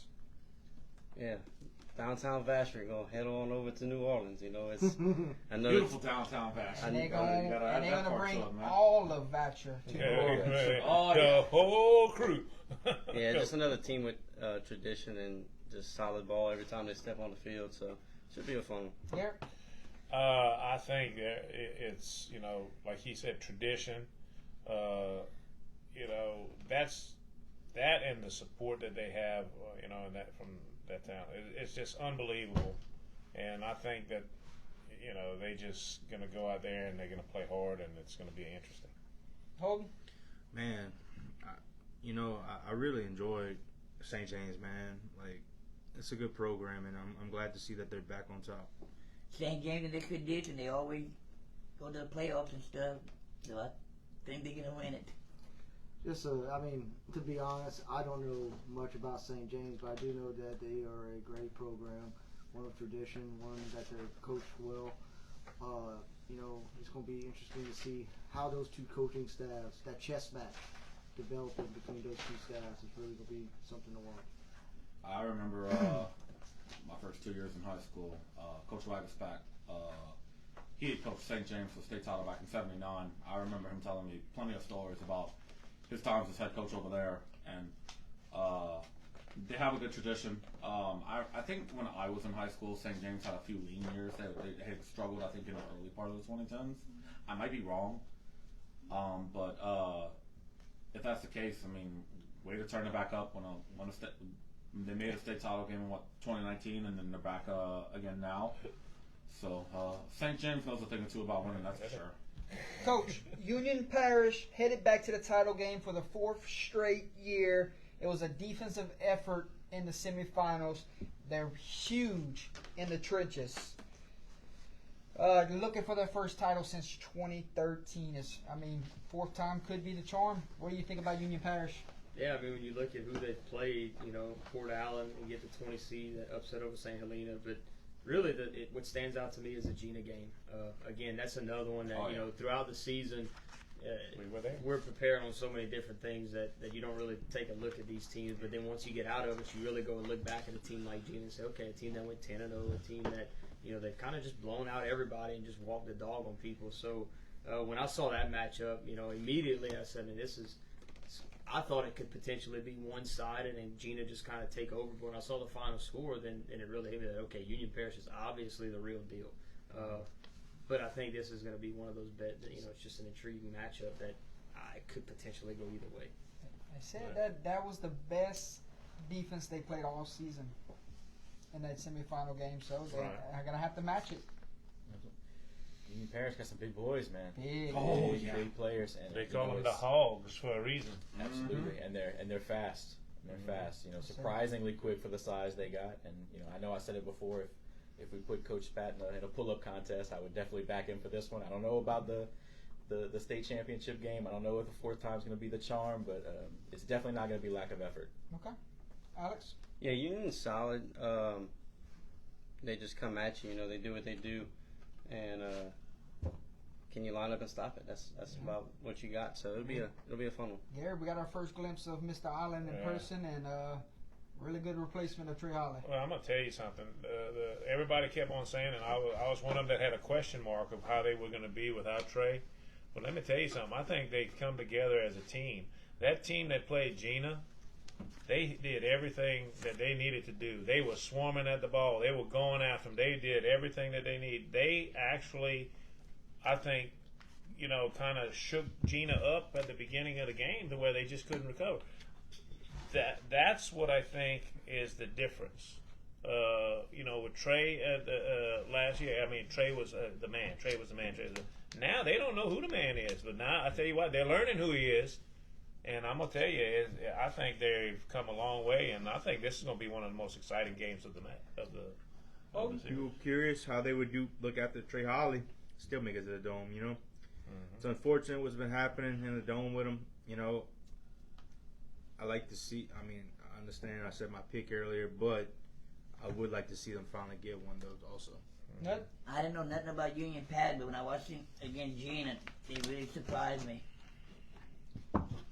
Look, they're both sides of the ball. That line, those trenches. Nothing gets me more excited than watching that. And that game was an absolute dogfight last week. And I mean, everybody has a plan until you get punched in the mouth and how you're going to react. And like you were saying, Gary, you know, Gina kind of like stumbled a little bit, and they could never get their footing. Right. Like it just felt like they were shocked because that's the first time they actually been hit in the mouth and actually, you know, were shocked. And Prater's gonna bring it. Okay. You're not. I remember whenever we were setting up to set up for this game and whatnot, and Union Parish's player came out first, and I was surprised. I was like, "Oh my goodness, they got some big boys. They got some big boys for a small school." And I'll say it like this: if you want a little tutorial on how you stop the split back veer, watch how Union Parish did it last week.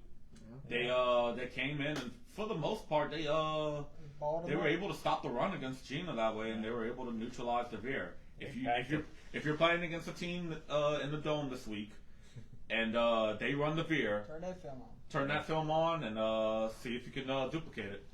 Haynesville will make its 26th state title appearance, and the first since 2016. It took down #1 seed in dominating fashion to punch their ticket. Haynesville, Golden Tornado, talk to them. Yeah, you know, a team that I got to see on film whenever they played Glenbrook. That was a team that we lost to in the first round. It's their size and how big they are. You look at them, you're like, man, for a 1A school, you know, where do they get these dudes from? Right. Where do they get these dudes from? You're and right. I mean, they've been to the Dome to 26 or been to the state title game 26 times. So I don't know what's in the water in Haynesville, but we need some. We need some of that. We need some of the Bill play, huh? Bring it to Fort Yeah, Barry. bring it What to you Fort talking Barry. about? We Bring gonna it to need Fort it. Barry. DC, we needed it in But DC, bro. they were so fast too, man. Yeah. Like they were just all around it. You know, I'm watching Glenbrook, and then you know towards the end of it, you watch Glenbrook so much, you're like, well, let me just see what Haynesville's about, and you watch them a little bit, and it's like, wow. So I think it's gonna be fun. Yankees, dude. Breaking news, baseball. I mean, you talk My about Yankees. championship pedigree, man. It's Haynesville. once You know, a- every once player a- on that team has got to have once an He's just uncle, a official father, a cousin, a grandfather that's won silverware with Haynesville. Yeah. They know how to win. They know how to get it When we done. said championship DNA, it's implemented there too. Yeah. Absolutely. Whatever is in the water, it's definitely contributing to it. Alex? Yeah, like we said earlier, you know, just you walk into Haynesville and it's nothing but state titles. And if there's not a state title, there's an appearance right next to Right. it. So, yeah, I think that defense of Haynesville is nasty, and it's going to be really interesting to see what happens come this weekend. I agree. You know, when you have someone, that just goes and sees what they've accomplished over the last 20, whatever, however many years it took. But they're going for number 18. They've been in there, what you said, 20, 27? This will be their 26th. 26 appearances and 17 titles, and they're going for the 18. Come on, guys. I mean, that's tradition and a Coach, half. how old are you? I'm 28. Okay, so they almost beat you. Appearances in the state championship. Yeah. I'm older than him. What the How old are you? 25. So they did They beat did- him. they did You guys beat are him. babies. Longer than Yeah, he's been 29, alive, so- ladies and gentlemen. I didn't get to pick when I was We born. can't talk about age. This is the Talk old, about age. this is the old group right here. 67. Hey, I mean, I'm So they 29. beat the I ain't state no title longer than football. you've been I'm alive. 30. You old, bro? Oh, I might be the Haynesville. third. And we talk about all these other programs and if about consistency. That right there. When's their last title, Jordan? 2016. I mean, dude. And how many you said? 18, 17? That might be They're the going third for number They're 18. going for number 18. I mean, bro. I mean, it's just. You know somebody. Golden Tornado. Yep. So when you go 26 times to the championship game, you got to be doing something right. It's in the water. And I don't drink water. Haynesville, like we all said, big guys, tradition, and here's the one thing about tradition. Yes, they got all these banners, and it's always important, like these kids, how do you connect that, but being constantly in there, nobody, yes, we have one state title, but nobody was alive. How do you make that connection to it, And so it's kind of like, it's I was 4 or like 6. well, you know what I'm talking about. So I mean, Haynesville, with their tradition, is definitely it's definitely something to be admired. I don't know too much about the Golden Tornado. I'm not gonna pretend to, but I mean, if you go to 26 and win 17 of them, yeah, you are doing something right, and you've been consistently doing it right for decades. So. That's all you can really say about it. definitely But the the gold fun standard. fact, though, he was just looking it up. Sports Rider. It's been next year. It's been the first time. So 1924 was Haynesville's first state championship. Come on. Wow. 100th So, year anniversary. 1924. So now you can say nobody's alive. Yeah. Boy, nobody's I allowed. met players. I met players today. But so next year marked the 100th year Wow. anniversary that They ain't Haynesville won. nobody. Look at I wasn't born. They'll be back. Which means they'll be back. They'll be looking for Yeah. 18. Very possible. Opelousas. First time in 67 years. Another one. OHS will play for a state title. Last week, I had to go knock off number 1 seed North DeSoto, and it was their 11th road game of the season to punch their ticket. So, their 12th road game of the season is going to come in the Superdome. Talk to me about Opelousas. Yeah, the game against North DeSoto last week. So last year I went and watched North DeSoto and Highway in the semifinals. And, North DeSoto, they were walking back to the visitors' locker room and they walked right by me.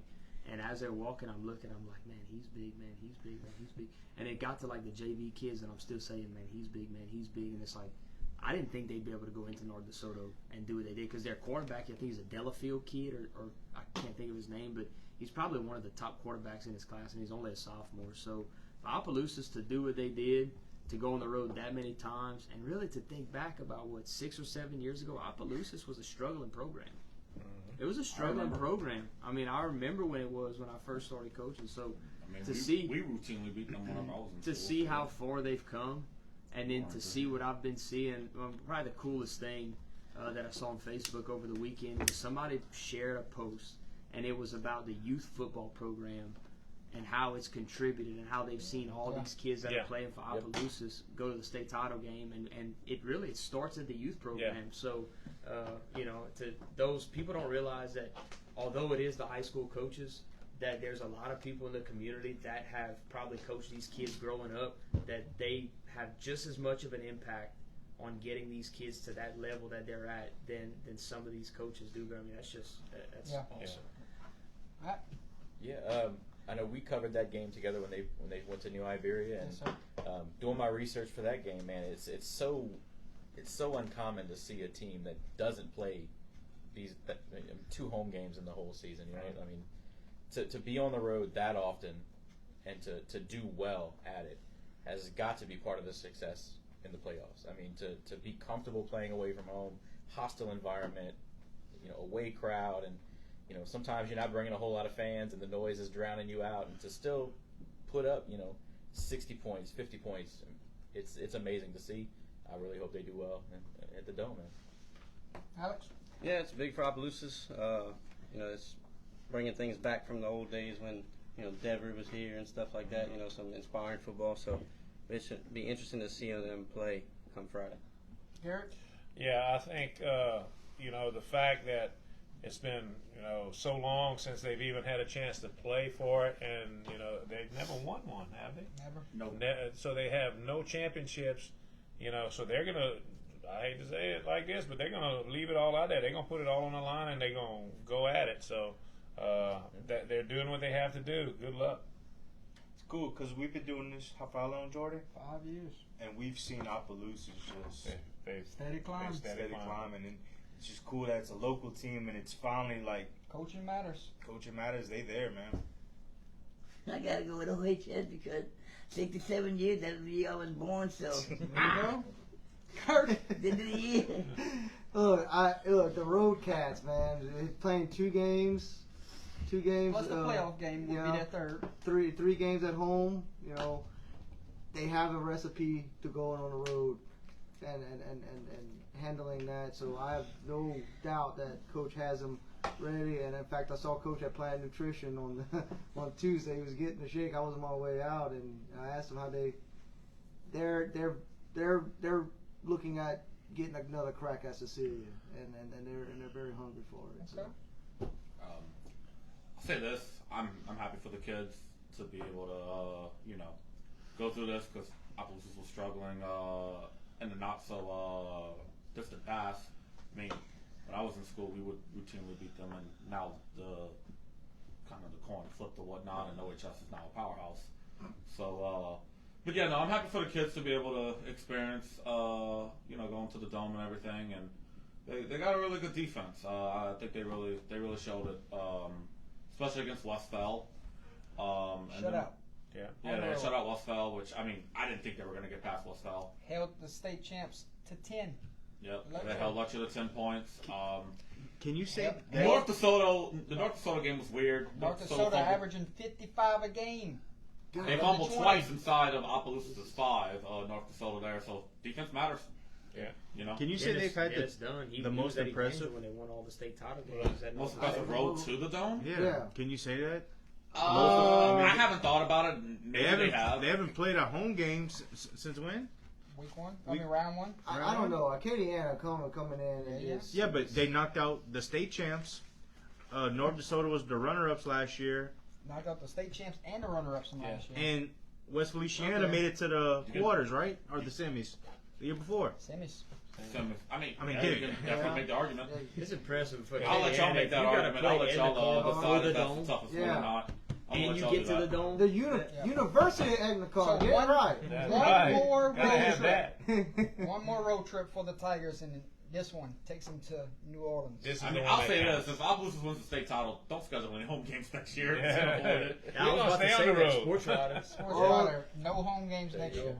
Well, they got Well, somebody sometimes. outside your district, obviously. Yeah. Just 2 of them. Outside of your district. Big obviously. Ruston. It works. And Oh, when Big we say Ruston. big, they're big. State runner-ups from a year ago. They got D1 talent on the field that you will see Saturday night. They have a bad taste in their mouth from a year ago. And this is their second chance, another opportunity. It's not the easiest to get back, but they got back. And it's a bad taste for a year straight. Here they are. Yeah, I mean, I can't say that I know a ton about Ruston because I don't. But what I did see on Twitter was I saw one of their defensive linemen. I think his name is Ahmad Bro. Yes. Committed to LSU. He ran through a center or a guard and got to the quarterback like it was just absolutely nothing. This is in a semifinal game. Yes. This is, I mean, it's not like you're not facing scrubs. And the skippers were playing. They were playing high. They were Yeah, flying but high. there's coming into Mandeville. that So I game, mean, yeah. that to be at that level, this deep in the playoffs, and to have a guy that's going to play Division I college football, I'm sure Zachary's got plenty of them too. Oh, yeah. You know, it's going to be a heck of a game. You know, every time I've watched Zachary, the one thing I notice, and then being kind of like a track guy, is you always see Zachary in those sprints or relays at LSU in track and field for the state championship. So to me, speed kills.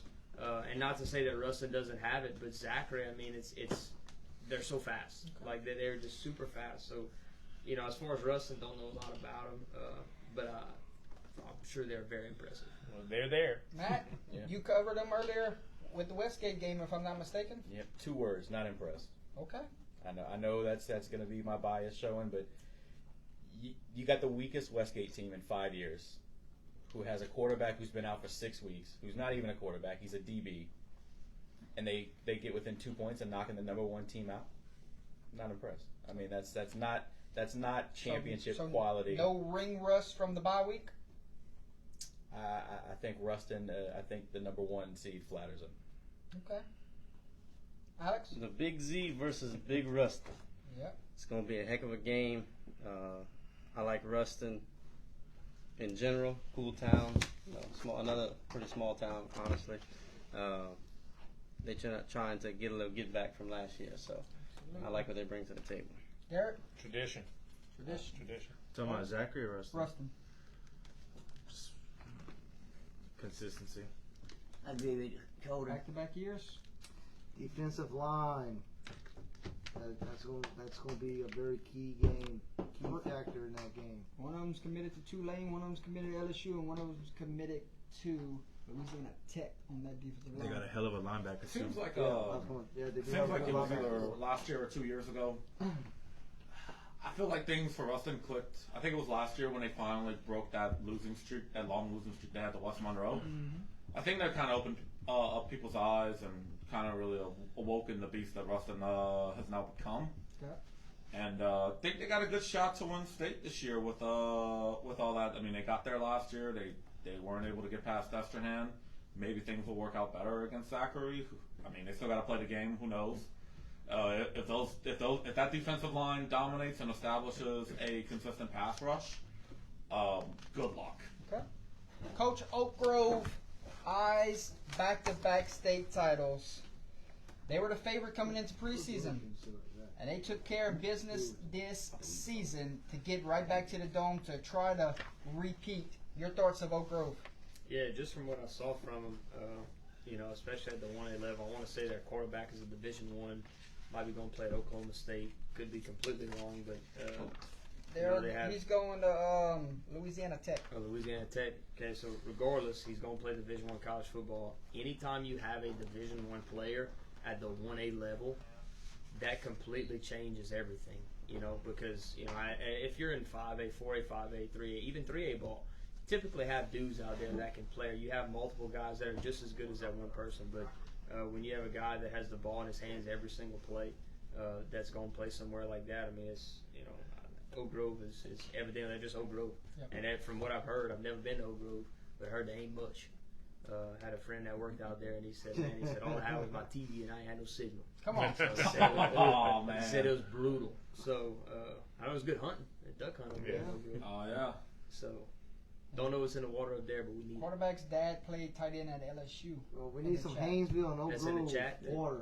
Yeah, just send some over. Yeah. Matt, Oak Grove. Bullshit, don't get me. I mean, they lost a couple games early in the season, which We getting kind of some. surprised me, Can't honestly. hide that. I But thought that's that, some 2 quality losses, correct? Yeah. oh, well, yeah. I mean, I watched We'll- Christian we'll and get some Sterlington. I mean, out it's the- but they Yeah, there you go. they've been on a roll ever since, and so one of their wins is against their final opponent at Haynesville, a 34-point win over them. I mean, that's a statement win, especially that they're going to see each other again. I think Oak Grove has what it takes to put in a good performance. It's all going to be down to how they prepare for this one. Okay. Alex, Oak Grove. Yeah, you're just talking about another traditional power, and they're facing a traditional power. So it's just going to be who executes, because they got the guys, they have the coaching, they have the mental. It's just who's going to go out and execute. And it'll be an interesting matchup to see who does it. Garrett? Yeah, we've watched them do so well this year, and I think it's going to be an exciting ball game. There ain't much, like you said, there ain't much around Oak Grove as far as that, but they play football, and they're in the finals, so I think it's going to be a good game. I think it's going to be exciting. It's another program that just you walk in there, be ready to win. Yeah, Oak Grove and tradition, and like I said, when I was in high school, they was in our district back in the 70s. Oh, wow.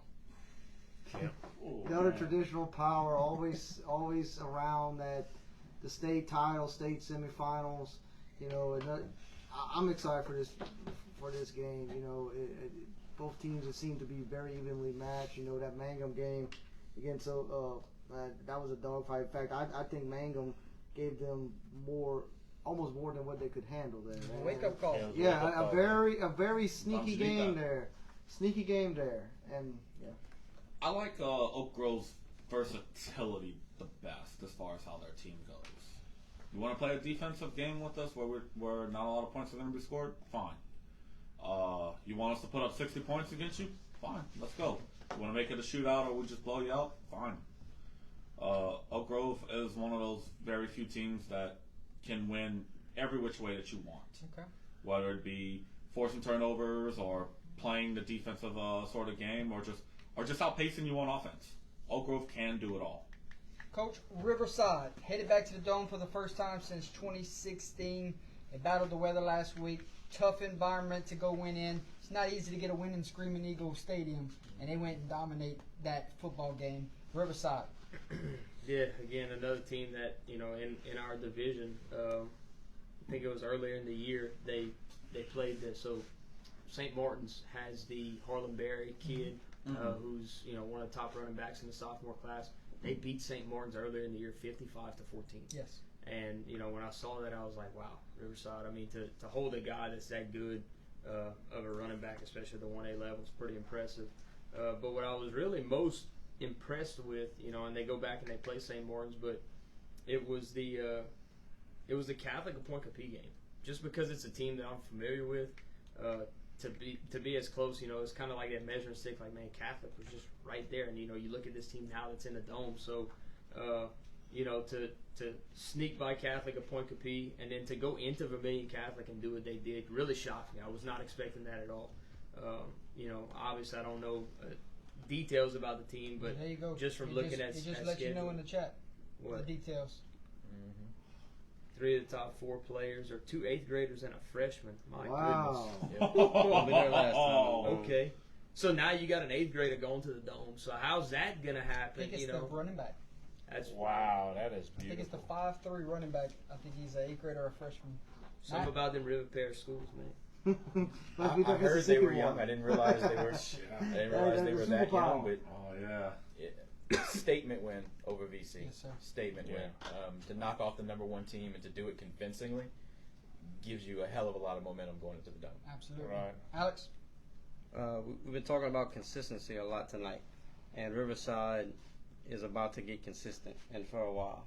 And We'll be around for a I while. think it starts, this year, and look out for was that Friday night, tomorrow night? Thursday night? Look Thursday out night. tomorrow night. 3:30? Yep. Garrett? Like he said, basically it's consistency, and the fact that they're so young, I did not know the that. future is bright for Riverside. Holden? I'll say 2 things. So the teams that they beat, I've seen were run heavy. So it shows me that they're good against the run because they've shut it down. They And held Dartez to 18 yards last week. they held Barry also the week Yes. before. So and then y'all say they're very young, so they're built for a little dynasty. I watched that game last week on Your YouTube, view? and Riverside really surprised me because Can you give me your Cox login? Yeah. Yeah. No kidding, huh? I got the app though. Okay. Kurt? Hey, Riverside. Don't ask for his I know Cox. one of the coaches. There you go. I know one of the coaches personally. We coached at Southeastern. That grit. That's that team. They bring their lunch pail every day. They've been around.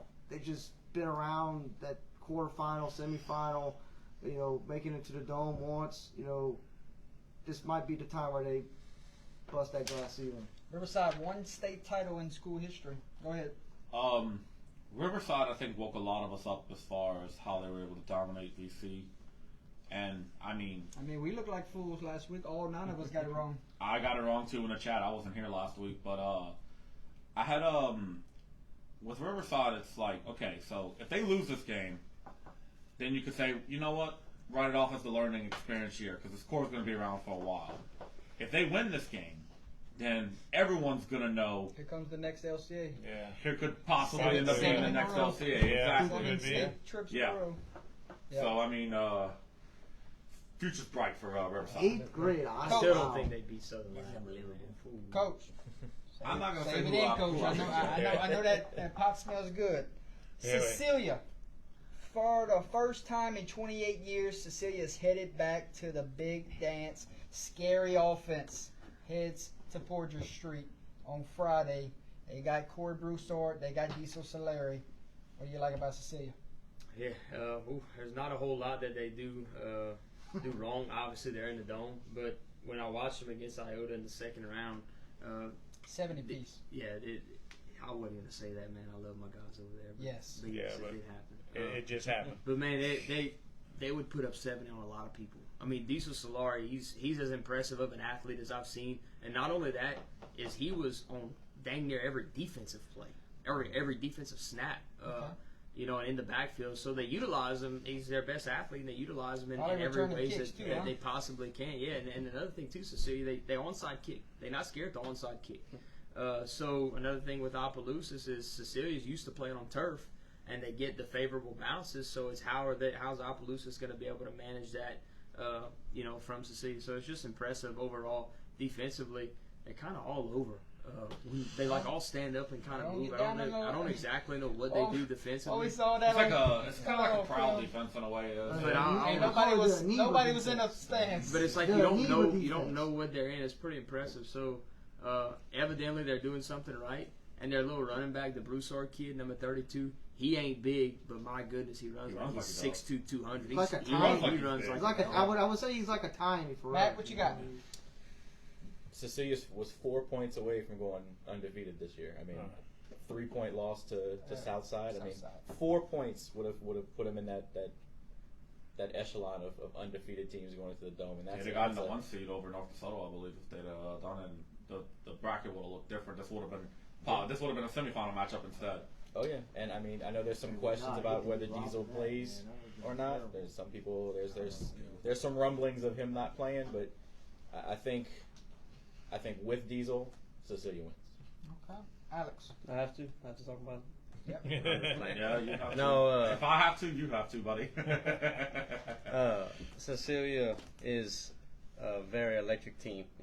You look up and they got the ball, and then Alex, they in the end zone. Open and kick off, onside kick recovery. Yeah. So- Put you behind the 8 ball quick. Yes. And then they get the ball back after half, and then I'm tired of hearing Broussard's name because all he does is break 60 yards and Come just on. keep going. And so it's gonna be a fun one. Impressive. I think that they have a good, very good offense, good defense, special teams, or you don't know when it's going to happen. You don't know if it's going to be a whatever. But onside kicks, I'm sure they have fake punts and everything all involved in that. Like Chip plays too. It's just exciting. Holden. Who we talking about? Cecilia. So, The baseball news is over right Yeah, now. sorry Hot about stove is I'm cooking. in a Yankee group. Juan Soto just got traded. No, man, it's impressive what they do, and Diesel's coming back next year. He's only a junior, so I mean, they're gonna bring another little run. It's impressive what they're doing. Cecilia is a great all-around team. Kurt. They made a believer out of me against Northwest, to be honest. Enoch. Another case of happy for the team. I'm really happy for Diesel. I got to talk to him a little bit last year. He didn't play against Bolshan at that point. He had already suffered a knee injury. I believe it was against Notre Dame. What a comeback. Yeah, Oh, no yeah, kidding. great comeback for a young In order kid. to come back from a major knee surgery, take over the team, and play better than he did the year before, and leads his team to the dome, man. whole ton of respect for Solari. No, and I just want to interject here. Go for it. Hey, and a lot of people have been reading like, okay, Cecilia's road hasn't been as nearly as tough. You know, they play traditional, 3A teams, and they're a 4A school. And, They're about to get rid of the classification. I think a lot of people have been doubting their road and how have they been battle tested, and Oh, they have. this might be an opportunity to quiet those doubters. I agree. Calvary Baptist, my friend. For the second time in 4 years, Calvary will play for a state title. They get an opportunity to spoil a three-peat this weekend. What do you like about them? Can't say I know a ton about Calvary Baptist. I do know that they played my alma mater 3 years ago, one of the better teams that we've had, and it was like 63-0. Come on. When they had the Landry Liddy kid. I mean, he's at Louisiana Tech right now, but Who's your alma mater, coach? Sacred Heart. Sacred Heart, okay. So yeah, they it's I'm pretty sure that they're solid. They're in the dome. They're playing in St. Charles, so be just a fun game to watch as a fan. I'm impressed with them. I mean, I think everybody thought Westgate was going to go up there and take the easy win, and that's not what happened. Their offense can do a lot of interesting things. They can run the ball. They can throw the ball. Their DBs are solid.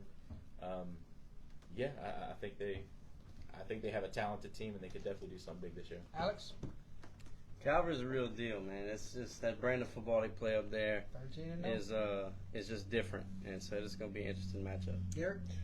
Powerful all the way around. Holden? Yeah. Same thing. North Louisiana ball, powerful. Whenever we did the state playoff preview show, I had Calvary Baptist winning state. This is the only game that I'm going to tip before we actually make the picks. I'm not changing that pick. Okay. I said that 446 Sports was here last week, and he said Calvary will win a state championship. Oh yeah, Calvary Baptist is Coach what Evangel was in their prime. It's Coach starting St. to Thomas look like More heads to the title game for the 5th time in 6 years, sets up a high anticipated rematch. St. Thomas More, not many gray areas over there. Gray areas on that helmet. No, I mean Chrome is it's back in the dome. Chrome is Chrome. Head It's in the coach, dome, baby. Jim Hightower, he's probably one of the best in the state, if not the best in the state. What they've done over the last 5 out of 6 years is impressive. They've really become, STM is almost kind of like, around here. I hate to say the pinnacle because they're playing LCA, but really it's become one of that's the program that you look at. And as a young coach, and I think coaches around here, if you want to learn something and try to get better, they need to go talk to somebody at STM because evidently they know what they're doing. So, that's kind of the top right here in this area, and it's going to be a fun game to watch. Matt, STM. I think over the past 5-10 years, if you tried to take aspects of different teams and create a super team, it would look like STM. There's not a lot of things they do bad. There's a lot of things they do really well.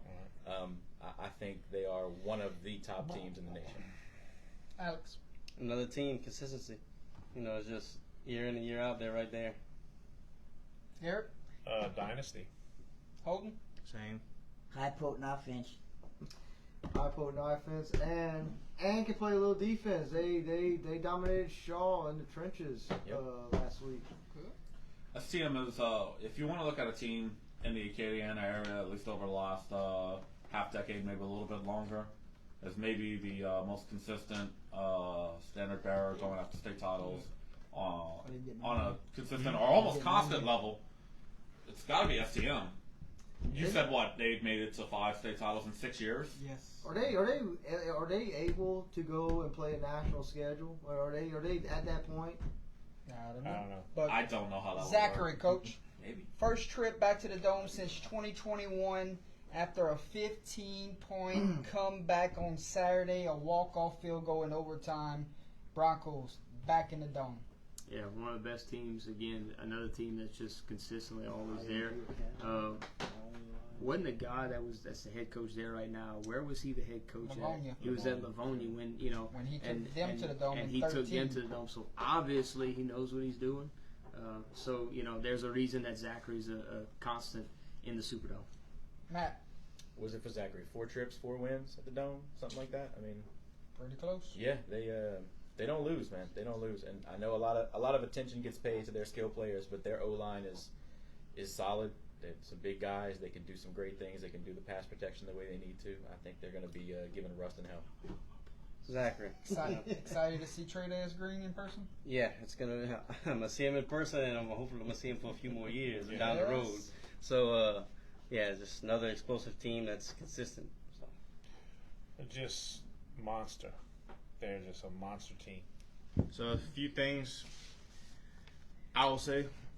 Zachary is lucky that they made it.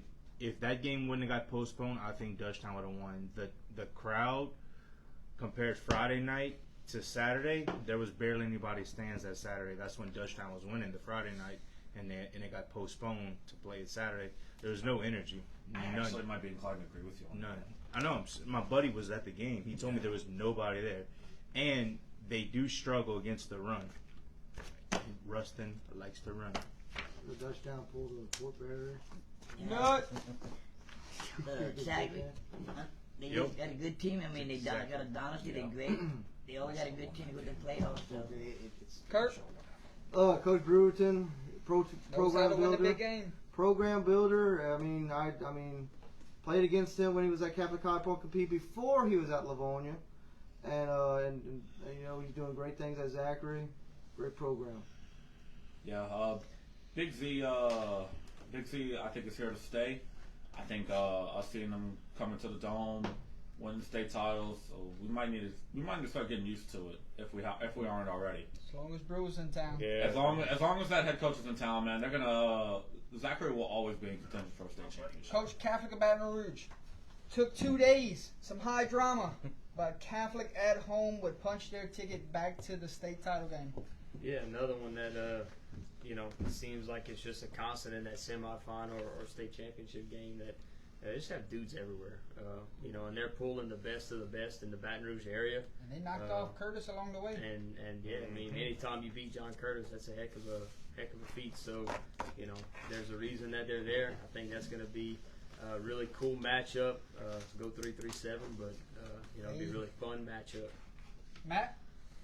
Yeah, I know we talked about how they like to spread the ball around. They can do some really great things on offense, but they're also really comfortable with playing the short game when they need to. When they need to get yards, they're fine with picking them up 3 and 4 at a time and keeping a drive alive. I think I looked at the head-to-head with Acadiana. I think Catholic's 4-1 against Acadiana all time or something like that. So they know what they're getting into. They know how to play against the Veer. They're going to have an answer for it, whether it's going to be an answer that actually gets them to the end, I don't know, but they're definitely going to be ready. Alex? Yeah, Catholic's one of those teams that's always here, like we've been saying. Acadiana is too. So it's going to be interesting to see how this shakes out because Catholic's been playing some good teams, but it hadn't been exactly squeaky clean, and it had some issues going on in the game. So it'll be interesting to see what happens in the Dome. Gary? Powerful, tough ball club that can beat you, in many ways. That's all I can say. Always love Catholic Baton Rouge, man. Always good, big kids, solid program, man. It's gonna be a damn good game. Nut? Good passing, great defense. That's all I gotta say. Going to be one of these gut 'em out games. Catholic High Baton Rouge is definitely is the best team probably in the Baton Rouge area. It's gonna be a good game to watch. I'm not gonna tip my hand too much on this one. I think Catholic's a great team. Kind of expect this game to be a shootout.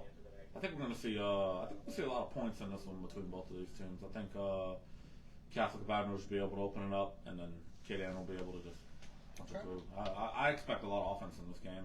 Catholic BR will be ready for it. Coach, LCA headed back to the title game for the 7th straight season. Knights will eye their 5th title in 7 years. Big rematch. Yeah, I mean, it's kind of, you can almost say the same for LCA as you can for SEM in regards to, what they've done over the last few years. The best athlete on the team has the ball in his hands every play. So any time that you have a guy like that, he can break it at any point. You're going to give yourself a chance to win. And I'm sure STM is stout defensively. So,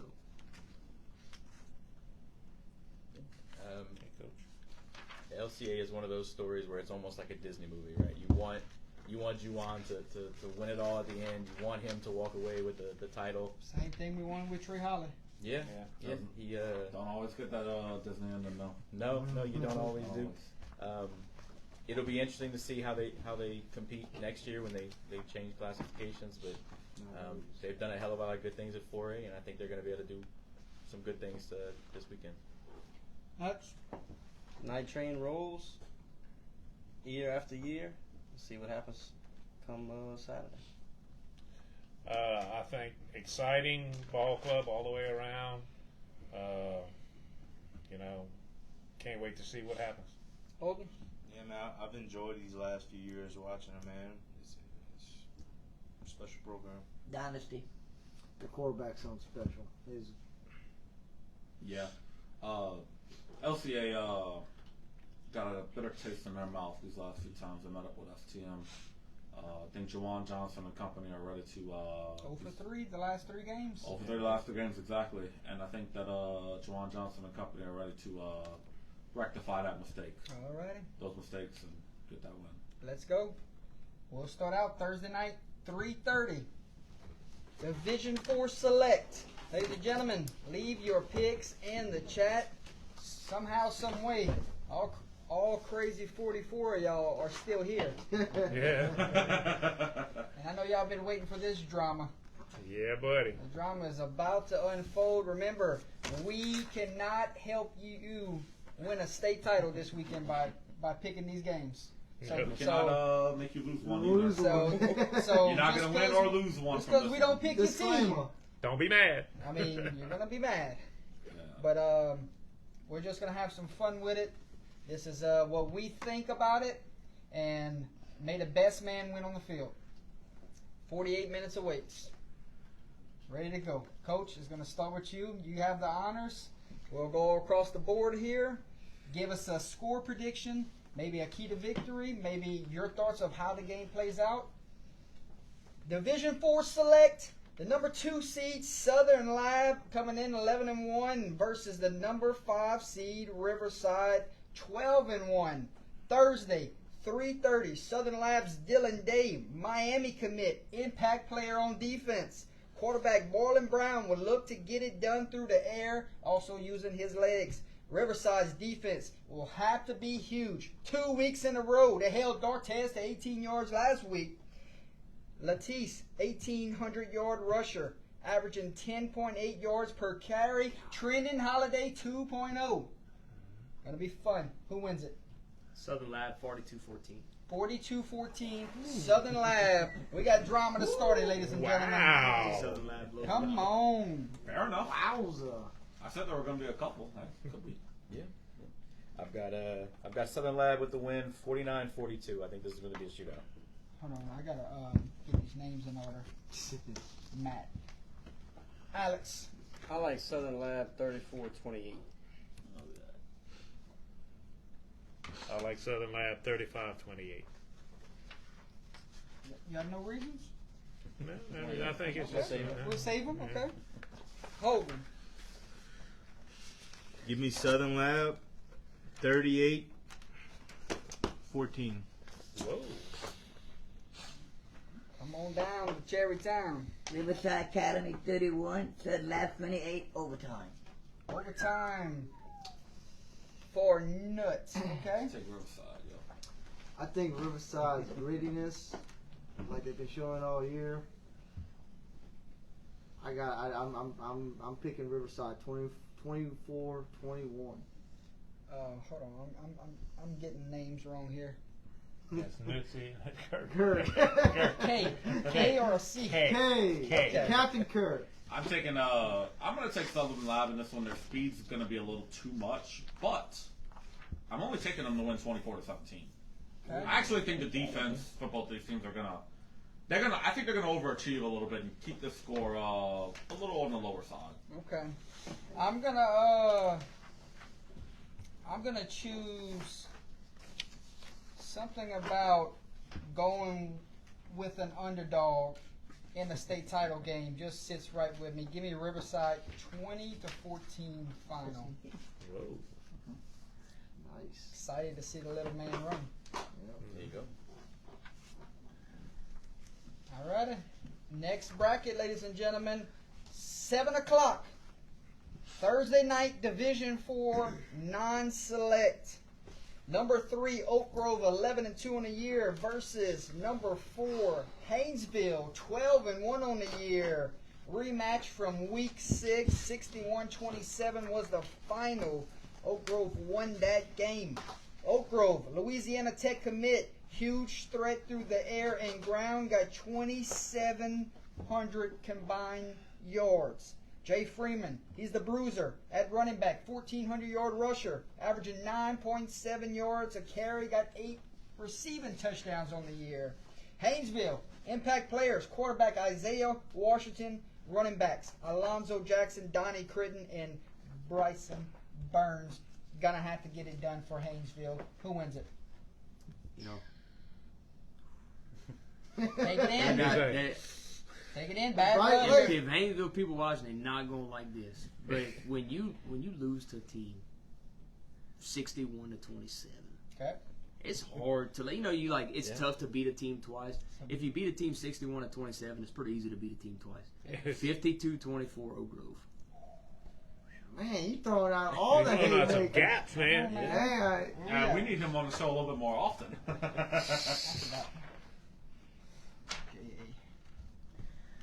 Can you top that? That's almost exactly what I picked, actually. Oak Grove, 56-28 over Haynesville. I think Haynesville made too many mistakes in the last game. I don't think they're going to be able to clean those up. I think those were forced mistakes. I don't think those were Calm down. We in mental for a breakdowns. boring night then. I don't know. Alex. I'm gonna go a different way. Oh, With the- you said Haynesville? No, he Oak said Grove. Oak Grove. Oak Grove. Oak Grove. Okay, I wrote this wrong. Don't mess up. Yeah, Okay, we need a go little ahead, graphic Alex. that Yeah, I'm has going a little- different way. I think little when you song have thing. the pedigree that Haynesville has and the coaching staff, they're not going to let that happen twice. Okay. And Brayton gave us a little insight of how that game got lopsided real quick. I think those blocking schemes are fixed.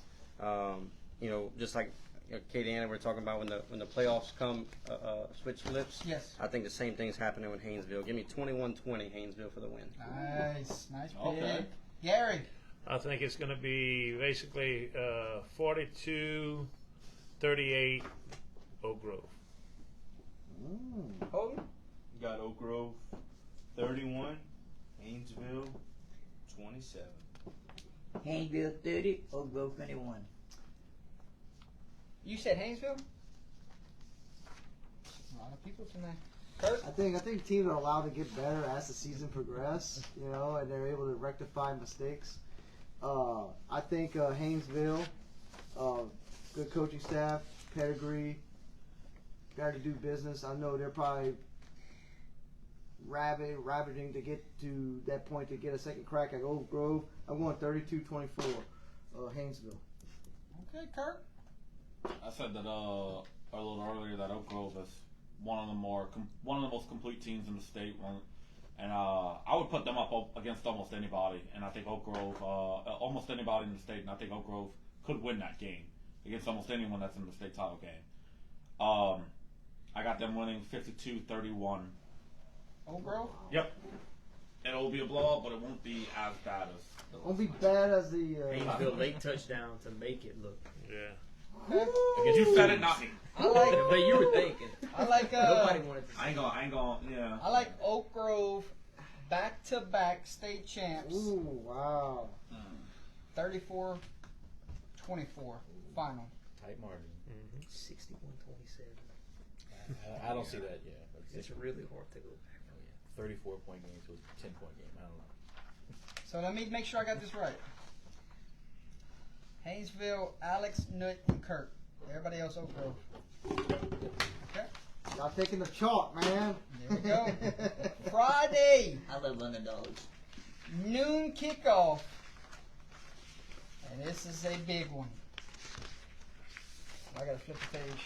I'm nervous. Yeah. I'm not sure I what think y'all we about should to save say. this game for last. I'm not You're sure. gonna save this game for last. No, So it's, we doing it in order. I'm not sure what y'all about to say, so I'm nervous. One out of Appaloosa. Oh. Cecilia, number 2 seed, 12-1 on the year, versus the 12 seed Opelousas High, 11-3 on the year. This was a 25-22 final in the regular season. Jonathan Boudreaux, go-ahead field goal for Cecilia. Cecilia, quarterback, Diesel Solari, 1,300 yards passing, 1,500 yards rushing. He got 18 through the air, 32 on the ground. Corey Broussard, your running back, 1,200-yard rusher, 22 TDs. Man, did this team play offense.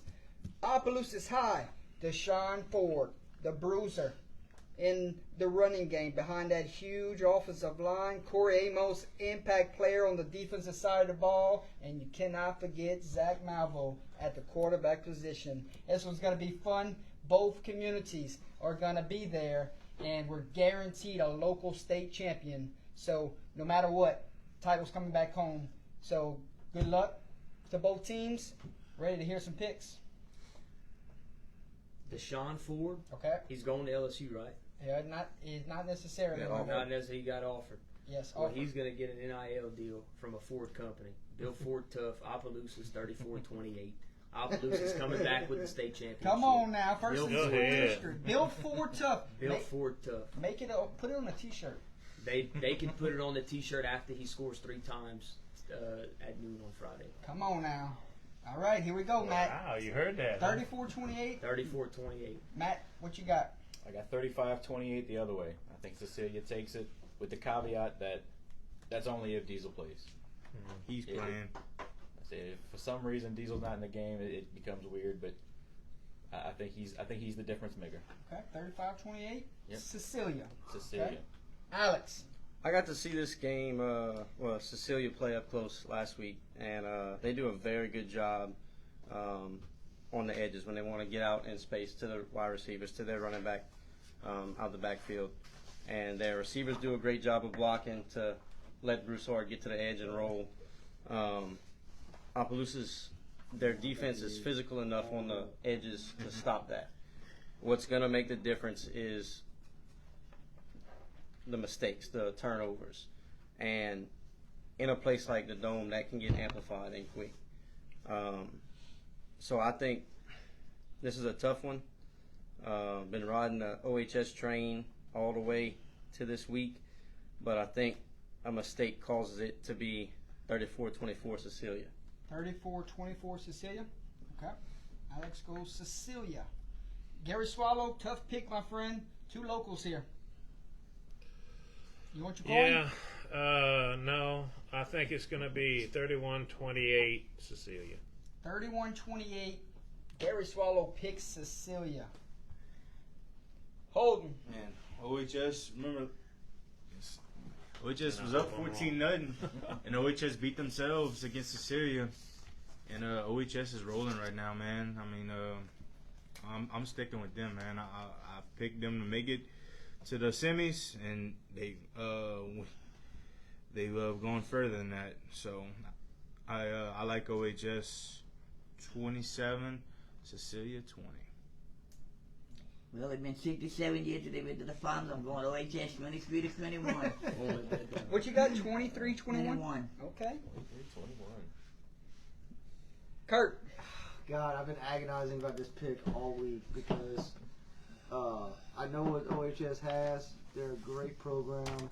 They've been working towards this for the last 3 years or so, but I don't think they got enough in the tank to do it this week. I think Cecilia is more dynamic on offense. I think they can neutralize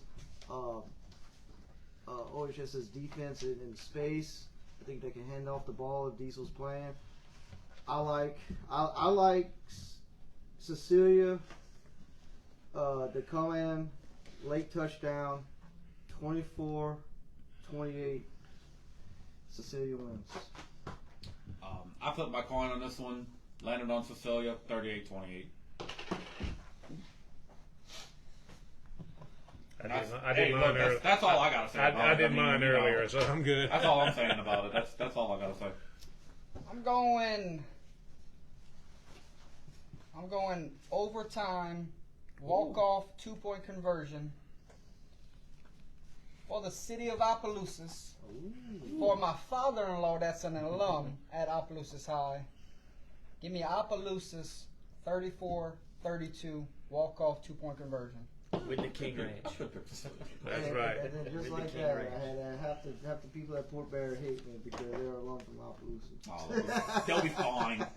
They'll be fine. For my father-in-law, shout out to Neil Revere. Going to be his first time watching at the Dome. He's coming too? Yeah, Yes. he's gonna come too. What? What about Miss Holly? She's coming too? Yes. So, make sure I got it right. Bringing the whole family. Matt, Alex, Gary, Kurt, and Enoch, Cecilia. Yeah. Rest of us Opelousas. Okay. All right, guys. That was brutal. Was. For y'all, maybe. I just flipped the coin. It was a split. So Yeah. it is brutal. All right, Division 3 non-select. This is going to be your 3:30 middle game. Lee Parrish and Number 3 seed St. James 11-2 versus the number 4 seed Union Parish 9-4. Friday 3:30 kickoff. St. James quarterback Braden Williams has thrown for 30 touchdowns this year and ran for 15 of them. King Young, Cameron LeBlanc combined for 17 rushing touchdowns. The go-to receiver is Kobe Young, 1,200-yard receiver with 15 touchdowns. Union Parish, led by Jordan Hill, got 12 touchdown passes this year, but you know they want to run it. You know they want to give that ball to Jermarian Island. He's a 2,000-yard rusher, 23 touchdowns, and he's averaging 7.9 yards per carry. Their linebacker, Takirius Wilson, 193 tackles on the year, 8 sacks, 6 forced fumbles, and 1 interception. So you got big-time football players on both sides of the field. St. James, Union Parish, something's got to give.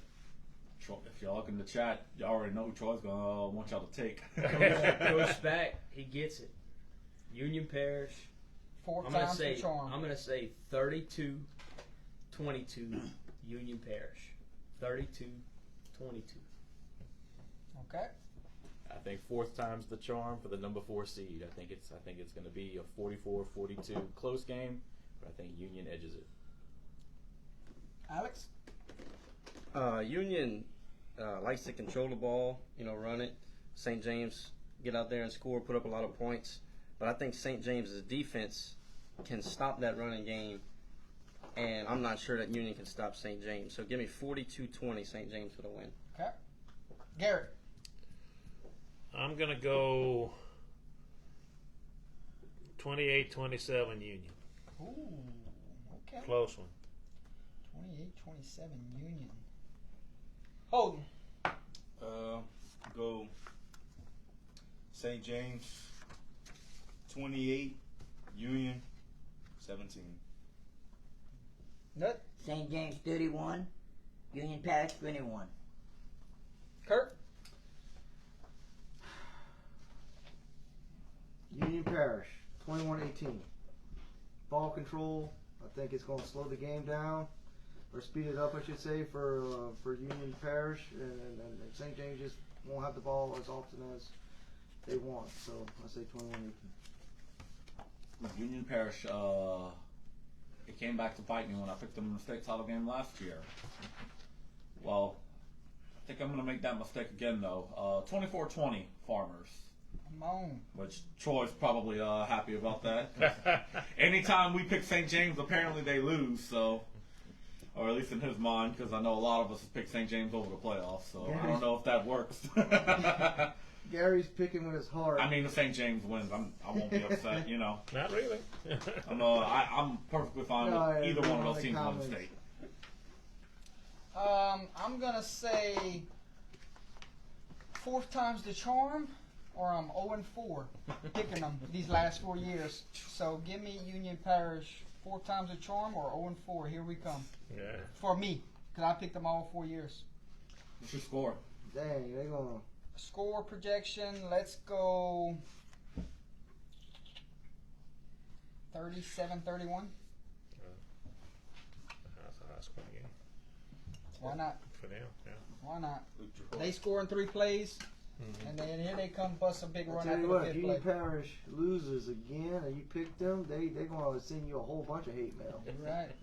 We've got it before. It's all good. Right. We get it every year. You put the gree on them.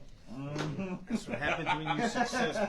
So I thought I was the only one picking Union tonight, so y'all fooled me. Oh man, I got you back. Yeah, Yeah. I think we all gonna fall in that. I mean, sword. I've seen them in person, and it's like, yeah, it's hard to root against Union Parish anyway. It's hard to root against them last year. You beat Gina, man. Gina. And Yeah, and St. St. James dude, beat that was a good Sterlington. Yeah. game, man. That was such a good You game. know, I know, and that's what. Sterlington, going back to that game, Sterlington is a better Union Parish, and they do the same thing. And for St. James to go and do that to Sterlington, that's how I make my pick. Remember, Sterlington dominated Hey, Union. I'm going And 4 times the charm. Sterlington You was got up to in that eventually game get too, over the but I hump. think Yeah. I think Sooner or St. later. James scored 2 touchdowns late to make it 28-17. Sooner or later, you got to get over the hump. They Come win back and the win that game. So They won. Finale it wasn't on Southern Friday Alabama, night. Christian, but they had to come back. Division 1 select Catholic of Baton Rouge 3 seed 11-2 on the year. Acadiana 8 seed 11-2 on the year. Friday night 7 o'clock kickoff. That might start at 9. Acadiana quarterback Caden. I don't know how to say the last name. The better gives the offense passing opportunities here to maybe get some guys out of the box. Running back Ezekiel Hippolyte, 1,200-yard rusher, 23 touchdowns. Jonah Gother also in the backfield. 5-star defensive lineman Dominic McKinley could cause havoc on the other side of the ball. Catholic of Baton Rouge, Daniel Beal at the quarterback position. He's a UL commit. 2,400 yards passing, 34 touchdowns. Barry Remo, 1,000-yard rusher. What are we looking here? Battle of Baton Rouge versus Lafayette. Who wins it? That's a tough pick right here. 3-3-7. Acadiana 27. Catholic 24. 27-24. 27-24. there we go, Acadiana fingernails. coming back with the state championship. Okay, let's see. Matt, what you thinking? I was impressed with Acadiana's defense against Holy Cross. I really was. They forced some turnovers. They looked really good, and the way they can milk the clock, I think Acadiana takes this 24-14. 24. 14. Okay. Damn. Alex? So I look at it like this. Acadiana has averaged right about 30 points in the last 2 games against teams that look very similar to Catholic. And then Catholic has been scoring less and less when they play teams with better defense. So with Acadiana being able to do what they do and their defense, I like Acadiana 28-24. 28-24. Okay. Gary? I'm going Acadiana 24-21. Holden? Damn, bro, we literally had I had Acadiana at 24-20. Okay. Nut? Catholic of Baton Rouge 37. Acadiana 24. 37-24. Okay. Mic drop. Kirk? This is another one I've been agonizing over, but fear to veer, control the clock, but I just think Catholic High Baton Rouge is too versatile on offense. I think they get a stop. I think it's 34-35 Catholic of Baton Rouge.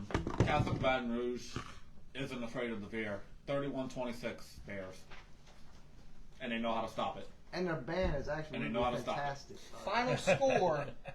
Final score, Acadiana 14, Catholic of Baton Rouge 10.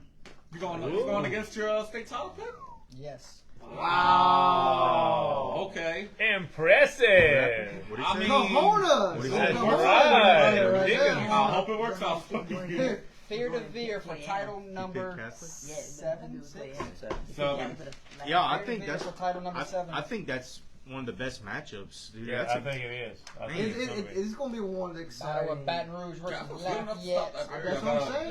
Local They're champion. good enough to do it. They did it. I mean, All right. They're able to beat Curtis, who. So I just Don't gave you a forget, yeah. defensive score, but I guarantee this next one ain't gonna be a defensive score. It's gonna be a. All right, you said over 118 points, so I can't wait to see this score. Yeah. In the first quarter, Woo! it's 7-7. I'm gonna be screaming. Hey, they're gonna have to put new turf down because it's gonna be on It's fire. gonna be like. All right, here we go. Division II select opening of Saturday, a noon kickoff. St. Thomas More, 13-0, the number 1 seed. LCA, 11-2, is the 3 seed. Last year's state title game, 52-48. 1,300 yards combined offense from both teams. Earlier in the season, 44-40, week 6, St. Thomas More got them again. Now, we get to see Sam Outman and Juwan Johnson for the final time under the bright lights of the Superdome. Quarterback Sam Altman of St. Thomas More, 2,500 yards passing with 30 touchdowns. Running back Hutch Swiley, 900-yard rusher. Landon Strotter, 1,000-yard receiver. They get it around. LCA, listen to this. Juwan Johnson, 3,300 yards passing, 41 touchdowns, 1,300 yards rushing, 22 touchdowns. Running back Jalen Noel impressed me in the Turtles game. 1,200-yard rusher, 14 touchdowns. And LCA's leading receiver, T.J. Morzell, 12 receiving touchdowns. This is the big one. Big Lafayette Showdown, Part 2. Who wins it? So you have St. Thomas More 57, 49, and 69. LCA 54, 57, and 42. Points, and more points. So you're saying defense wins this one close. Whichever quarterback throws an incompletion, because it won't be a pass defender. Okay? I'm going to go STM because now I have to go over 118. I Okay? can't say my original score. Now I have to go with. Y'all get the calculator ready. Yeah, 'cause I got to figure out how to add. I'm going to go STM 64, LCA 59. 123. 64, 59, a shootout. Okay. 123 points. That's what that's what that would be. That's it. You know what? Dennis Allen will not be watching that game. He might be taking He notes. should be taking Dennis notes, Allen man. probably Big time. watching that He game. might be taking Go notes. Lions! Neither will Pete Carmichael. Yeah. Oh, God. Oh, don't get me Don't started go on with that. that. Can you top it? That's all I gotta say. Go Lions. My heart says LCA, my brain says STM. I think it's STM 49, LCA 35. 49, 35. 35. Okay. Alex? I like LCA to get over the hump. 46-44. 46-44. Gary? Oh boy, here's my quarter. I'm trying to figure out the score right here. Yeah, me too. Okay, let's go LCA 42. I'm sorry, 48. St. Thomas More 42. LCA. Hogan? LCA 31, St. Thomas More 27. That's a lot. Shrink down. Nut. St. Thomas More 66, LCA 64. It might be closer than what you said. 130 combined points. God, Wow. holy smokes. I wouldn't mind it being the I fact that we're going to be might there. try to find a 70 score in a minute. Yeah. I tell you what, they're going to probably need a new set of referee, a new set of officials at halftime. At halftime, they're going to swap. They're going to be, Give them they're the gonna be IVs. worn out. Hey, look, both these quarterbacks are top notch, cream of the crop, whatever you want to say is standard. Great coaching staffs.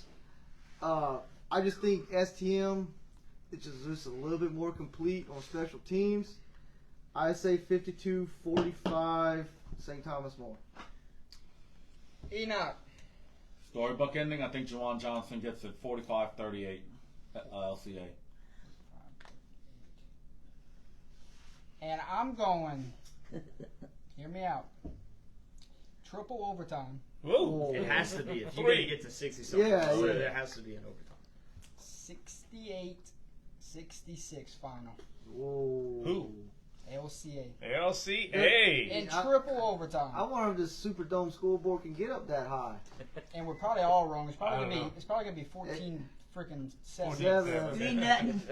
They're Or gonna be see a like- good be like defensive the- game. I'll be happy for y'all, honestly, if y'all see a defensive As game two like that. defensive guys, we would love it because I guarantee Or you you. see like the Chargers and the was it Patriots 6-0. 6-0. Oh, I don't even want to go Hey, there. I would love every second of that I would game, be too. sick. I'm Give them sorry. I stops on wouldn't. third down, you know? 68-66. Next thing you know, 6-0. So you turn on that film as defensive guy. How you even start to try to defend on? Gotta figure it out. But I Yeah. said Not my reason for that many points is because they're gonna be in triple overtime.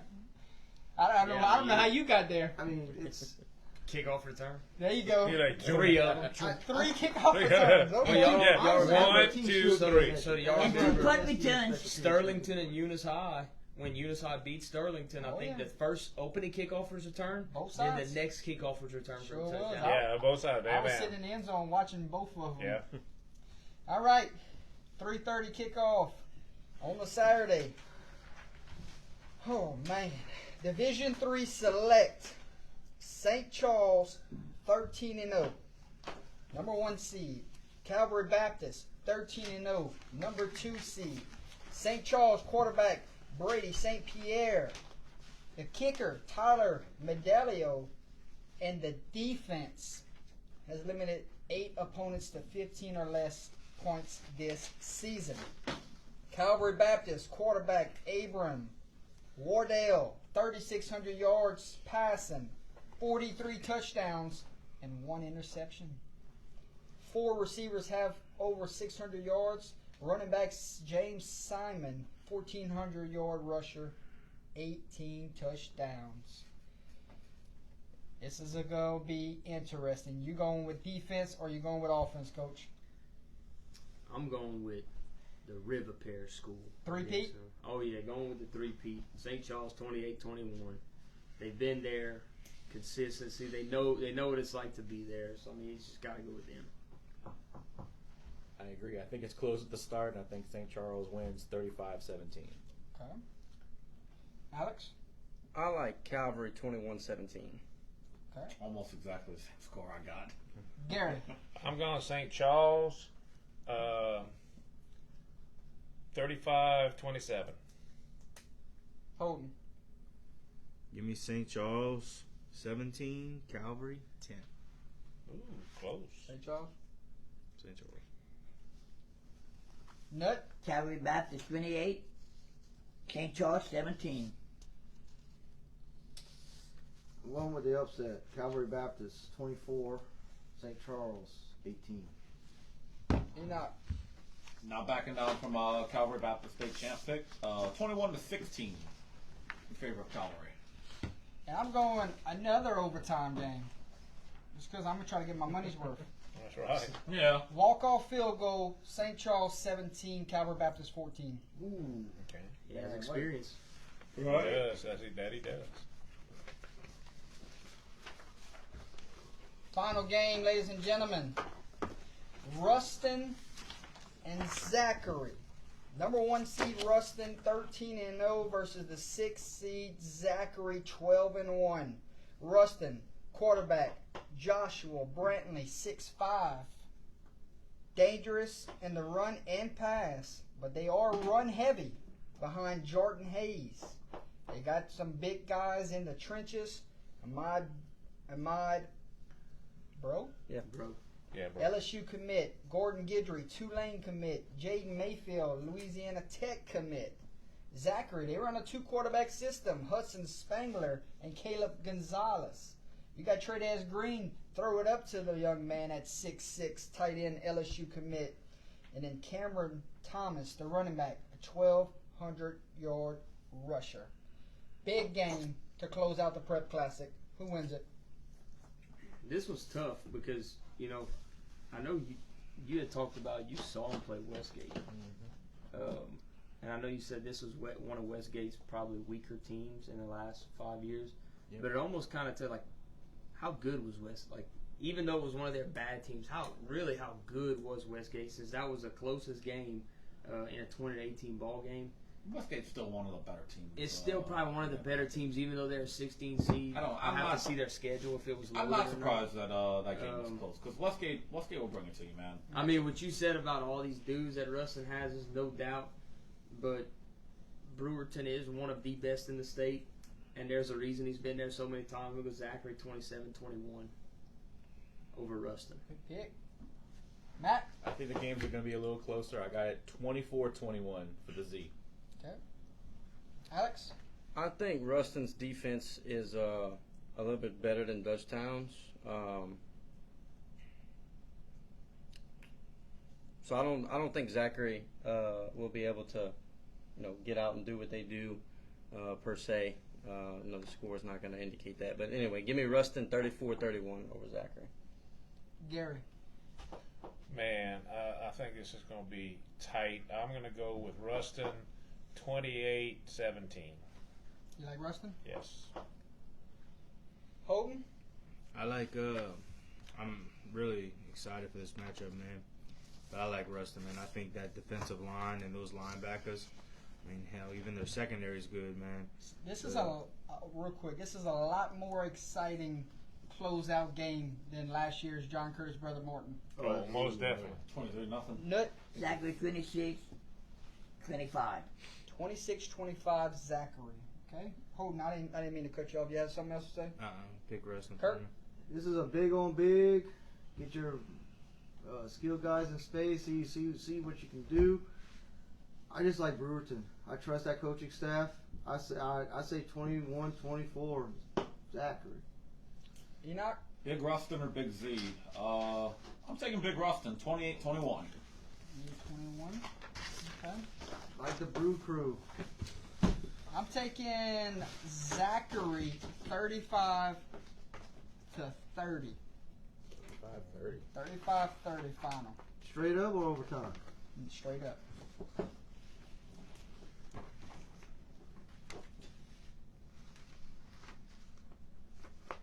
Oh, you might want to read that.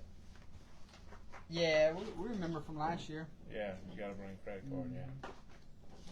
I didn't have any cash on me when I went over. Cashless event, ladies and gentlemen. Bring your Bring cards. your credit card. Clear bags. Fellas, Yeah, you need the clear bags. Yeah. thank y'all a lot for tonight. I know I kept y'all a while and y'all might be in the doghouse, Oh, yes. but Not me. No, I'm good. I'm off We're for on the next Facebook couple Live, I ain't days. I saying just nothing. gotta go get some. fellas, close us out as we get ready to make our way to the Superdome. I know this is some fun picks. We're probably all wrong. So it was just for fun. Can't wait to see these games in action this weekend. But close us out. Final words. What would you say to the young men that will play this weekend? And close us out. It was a great show. Just to take it all in. Don't let one moment go by that let it slip, and understand the magnitude of what you have the ability to potentially do for your community. You have an opportunity to go out there and make people proud that probably have no idea who you are, and to be a part of something that not many people get to be a part of. So, it's gonna be fun to watch you guys that are playing and you guys that are coaching. And the fact that as a coach and as an educator, you have the opportunity to make an impact every day on somebody is something that not many people get. So just enjoy that moment. Matt, final words as we close tonight out. Get ready for a big weekend. Yeah, win, lose, no matter how the result goes, keep your head high. Just playing in the Dome is an honor. It's something not a lot of kids get a chance to do.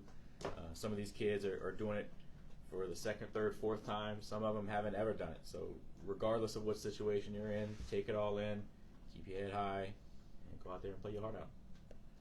Yeah, one time for all the marbles. Go etch your name in the books, and that'll never die. To all of the teams, leave it on the field. Don't have any regrets. That's it.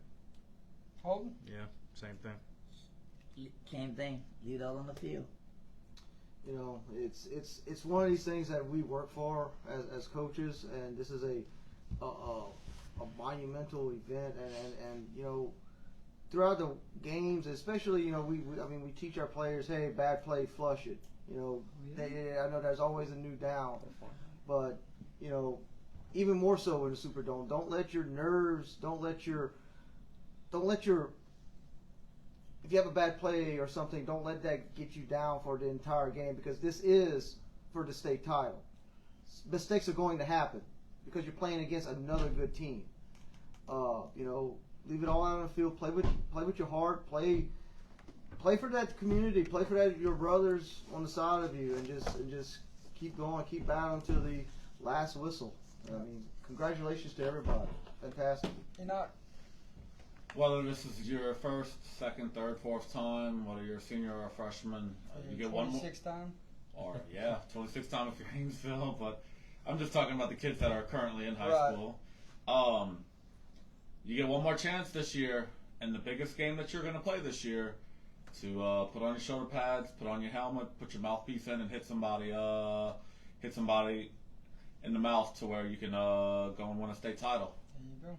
Because in the end, this game's about contact. If you don't make it, you don't have a chance to win. So leave it all out on the field, and leave no doubt whenever you're walking off with that state championship in tow. So I want to thank a couple people at this time. Fellas, thank y'all for being here. Thank y'all for everything y'all do for our sport.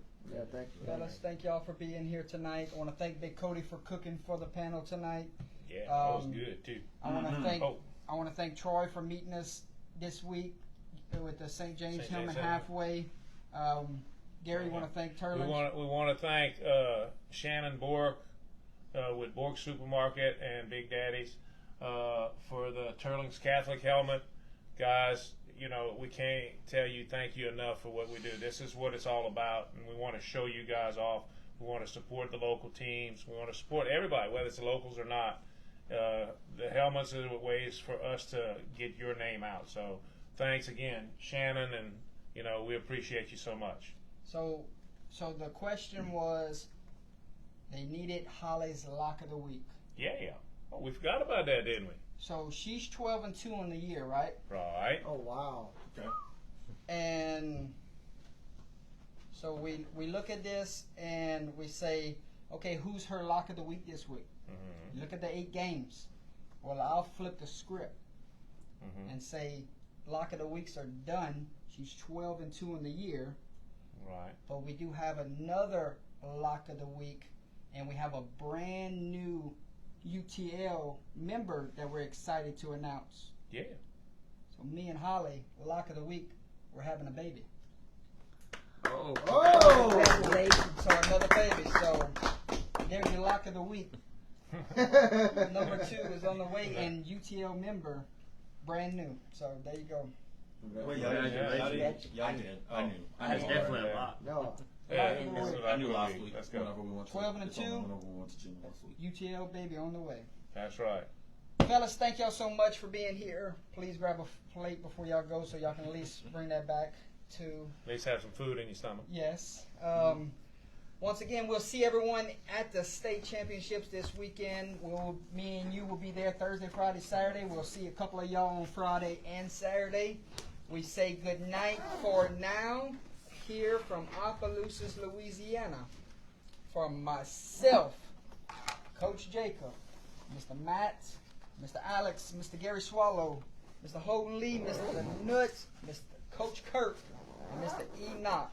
This has been a great season. 15 weeks have come and gone, and the road to the Dome has officially arrived. We'll Tomorrow. see you in New Orleans. Good night, ladies and gentlemen. God bless high school football. God bless each and every one of you. God bless this panel, and forever, UTL. Good night. And good luck at the you're right. Superdome. You right. Good luck, sir. Oh man, I want to keep these around and see how bad I did.